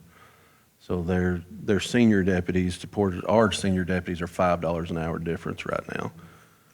So that's, Calvert's got the money to do that, so they can do that. And like I say, Benton, I think is 24, it's either 24.45 or 25 or 24.55, and I think most of those guys make about the same. So it's where our guys right now are 22, 26. And if they've got 15 years of overall experience, it's 22.51 is where they're at. So we're a few dollars an hour behind. I've made a pay scale, and which reflects what each officer would make. I've got the 20-year officers topping out at $25 an hour, a 20-year officer, and then I've got 5 cents a year as a longevity pay, kind of a reward for serving our folks. So if a 10-year guy makes $24 an hour, if he's got 5 years with our department, he's going to get 25 cents an hour for being kind of that longevity pay. So it's a step in the right direction. Other than that, I mean, my wants was pretty much all listed on the budget amendment appropriations. So this budget is basically like last year's, pretty bare, so, outside of the salary increases. So the salary, that is on the farthest right side over here 2175. would be from the document that you gave with the budget amendment request, or the budget, the original. The budget that I submitted to y'all Yes. after I had the meeting with Okay. the judge. Okay, so. That's where they got that That's- information, and I shared that with everyone. All right, so that's where that number comes Yes, from. that's with their raises. So, but that's where that's at. And my sheet may look a little different. I think I put maybe some ABC as a line item to where it kind of shows that offset on the, because I was looking, bottom line, obviously, I'm looking at subsidy. What subsidy are we going to try to hit through OTA? Looking down through here, the only thing I've seen that I think we would be short is uniforms. I had budgeted money in the budget appropriation to get everybody up to speed on uniforms. That's the only line item that I left short on here. But I'm looking, and I don't see the discrepancy yet, but I think we're about 40,000 difference on salary. I've got like 2.136, and she's at 2.175, so we can bump that. That would be enough to cover uniform balance for the year, so. But I have the subsidy, I've got our bottom line subsidy at right at 1.6. And that's with me using 425,000 is the number I'm using for ABC. I think we used 407 or 406 last year, but I think you're right. Let me I think we had a decent year, and then we've still got like 109, I think, carryover. So what are you using on receipts? Where are we? Okay, so looking? you don't, you do intend to have some carryover, The ABC. an ABC. I just assumed that you guys would use the rest of I it. barely dipped into it. Yeah, there was like yeah. 400, and I think you've only asked me for 205. Yeah. And of course, then there's a And little we bit may have to extra, do so- one more, I think, probably in June. Okay, do you know about what? I don't know what it's Okay. going to be. So I Not put sure. 18 as what I estimated your 18,000 as carryover. So Okay. that could be part of a difference or something too, Okay. if you thought you were gonna have more. Exactly. I assumed you were gonna use it, so. Yeah, it just depends on where you want, if you want to carry over on the general side or if you want to carry over on ABC side. Obviously, it benefits us to carry it over on the ABC. That way, it's hard numbers that can only be used for us. Right.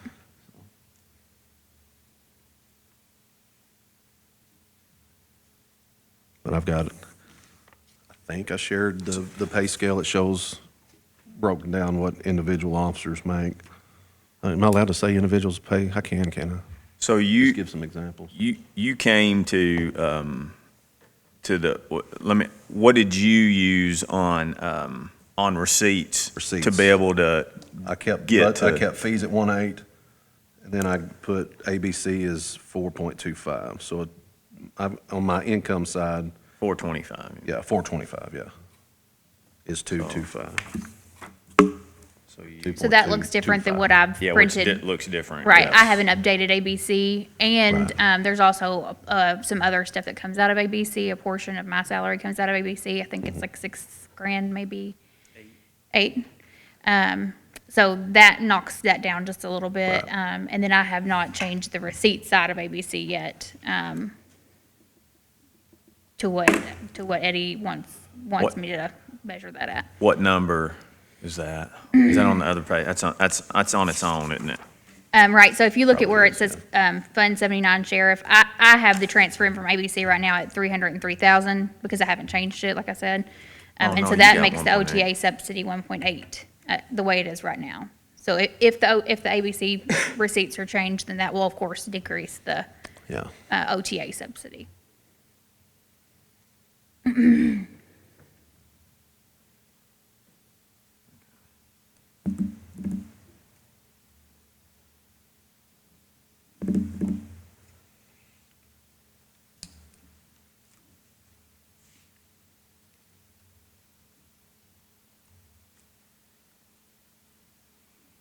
did want to let y'all know we did sell the boat last month.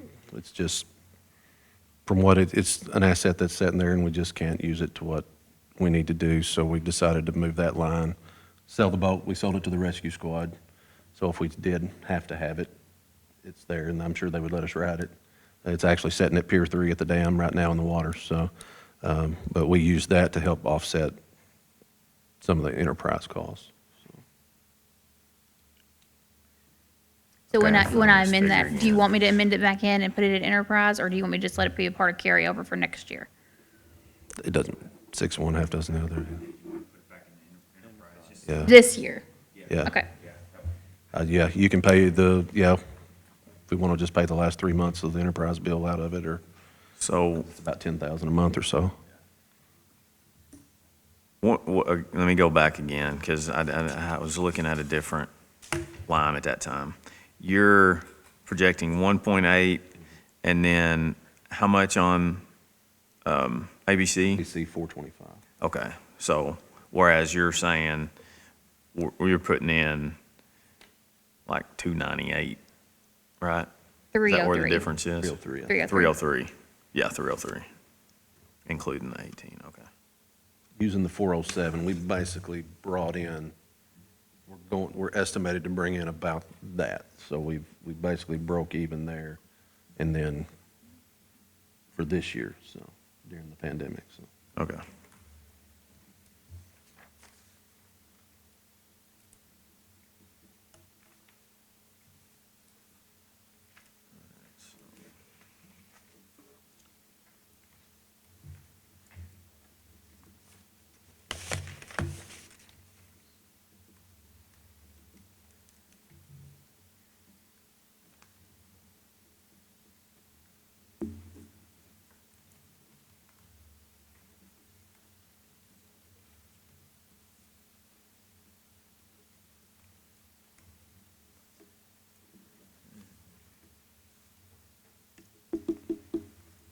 I have a question, Eddie. That program, the policy and procedure program, what's the name of that program? Power DMS. Did you, is that included in what you requested for next year, or do we need to add that I in? included that it's part of the equipment part. I was going to buy that out of a line item this year if we got the appropriation transfers. Okay, so I'll make myself a note of that, so Yeah. we can come back to it if we, Yeah. It's for what now? Power DMS, like the policy software. Oh, I got you. what your cost was gonna be for that? Just over 1,000, I think. Yeah. Oh, okay, so not significant, not. Yeah, I was thinking we 1,000. was, yeah, 80 or Oh. something. yeah.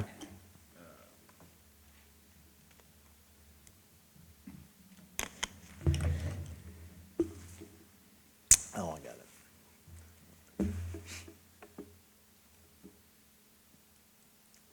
Yeah, I have it right there. All the stuff that I was just asking and writing down is in this document. That I just didn't print Feel off. fresh, Monty, I'm good. I'm ready to go for another few hours. Did you say Want to. 1097? It's right there. So. What day was it?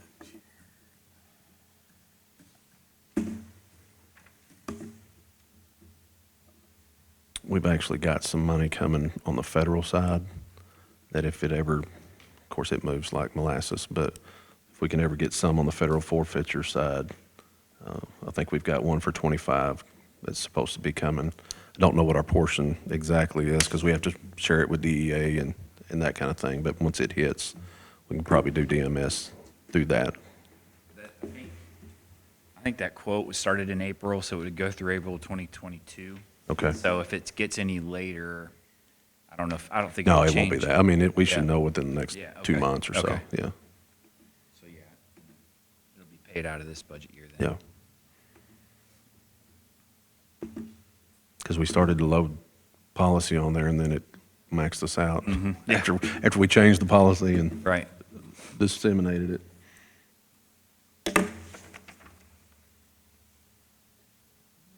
Okay, Eddie, I have another question. Go ahead. So that I have this straight. On your wants for your payroll increases, what you've submitted is what you want them to be at the end, whether or not there's a COLA This or would be in not? lieu of COLA. Okay, so That you makes- wouldn't want yeah. that plus a COLA? Right, no. Okay, I just want to No, make this sure I is- put it this in there. is- Yeah.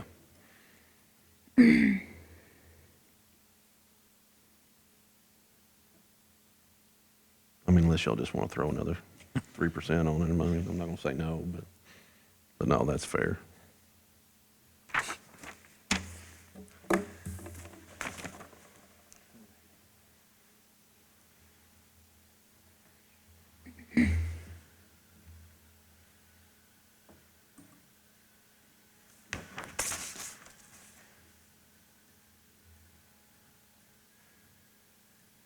Hard to look at this one and get a where you are versus, Yeah, and good thing about going back to the individual lines is next year we won't have that problem. We'll I be back know. to individual lines. Like, you can easily that compare. doesn't help me right now. I know. Just so you know.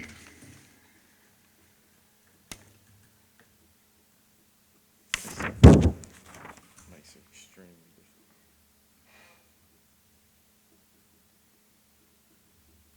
You do have 1920 on there, actuals, if that helps you. Yeah, you got 2 year ago actuals. And then I can have Tristan print off, because we obviously have line items. Oh, that'd be in the great. house that we can print off, and I'll email to you, or just share it. Thought I might have already had it, but I might not. Send that to me too, Is it? please. Okay, I don't, I'll just send it to everybody on, for what that's actually live data.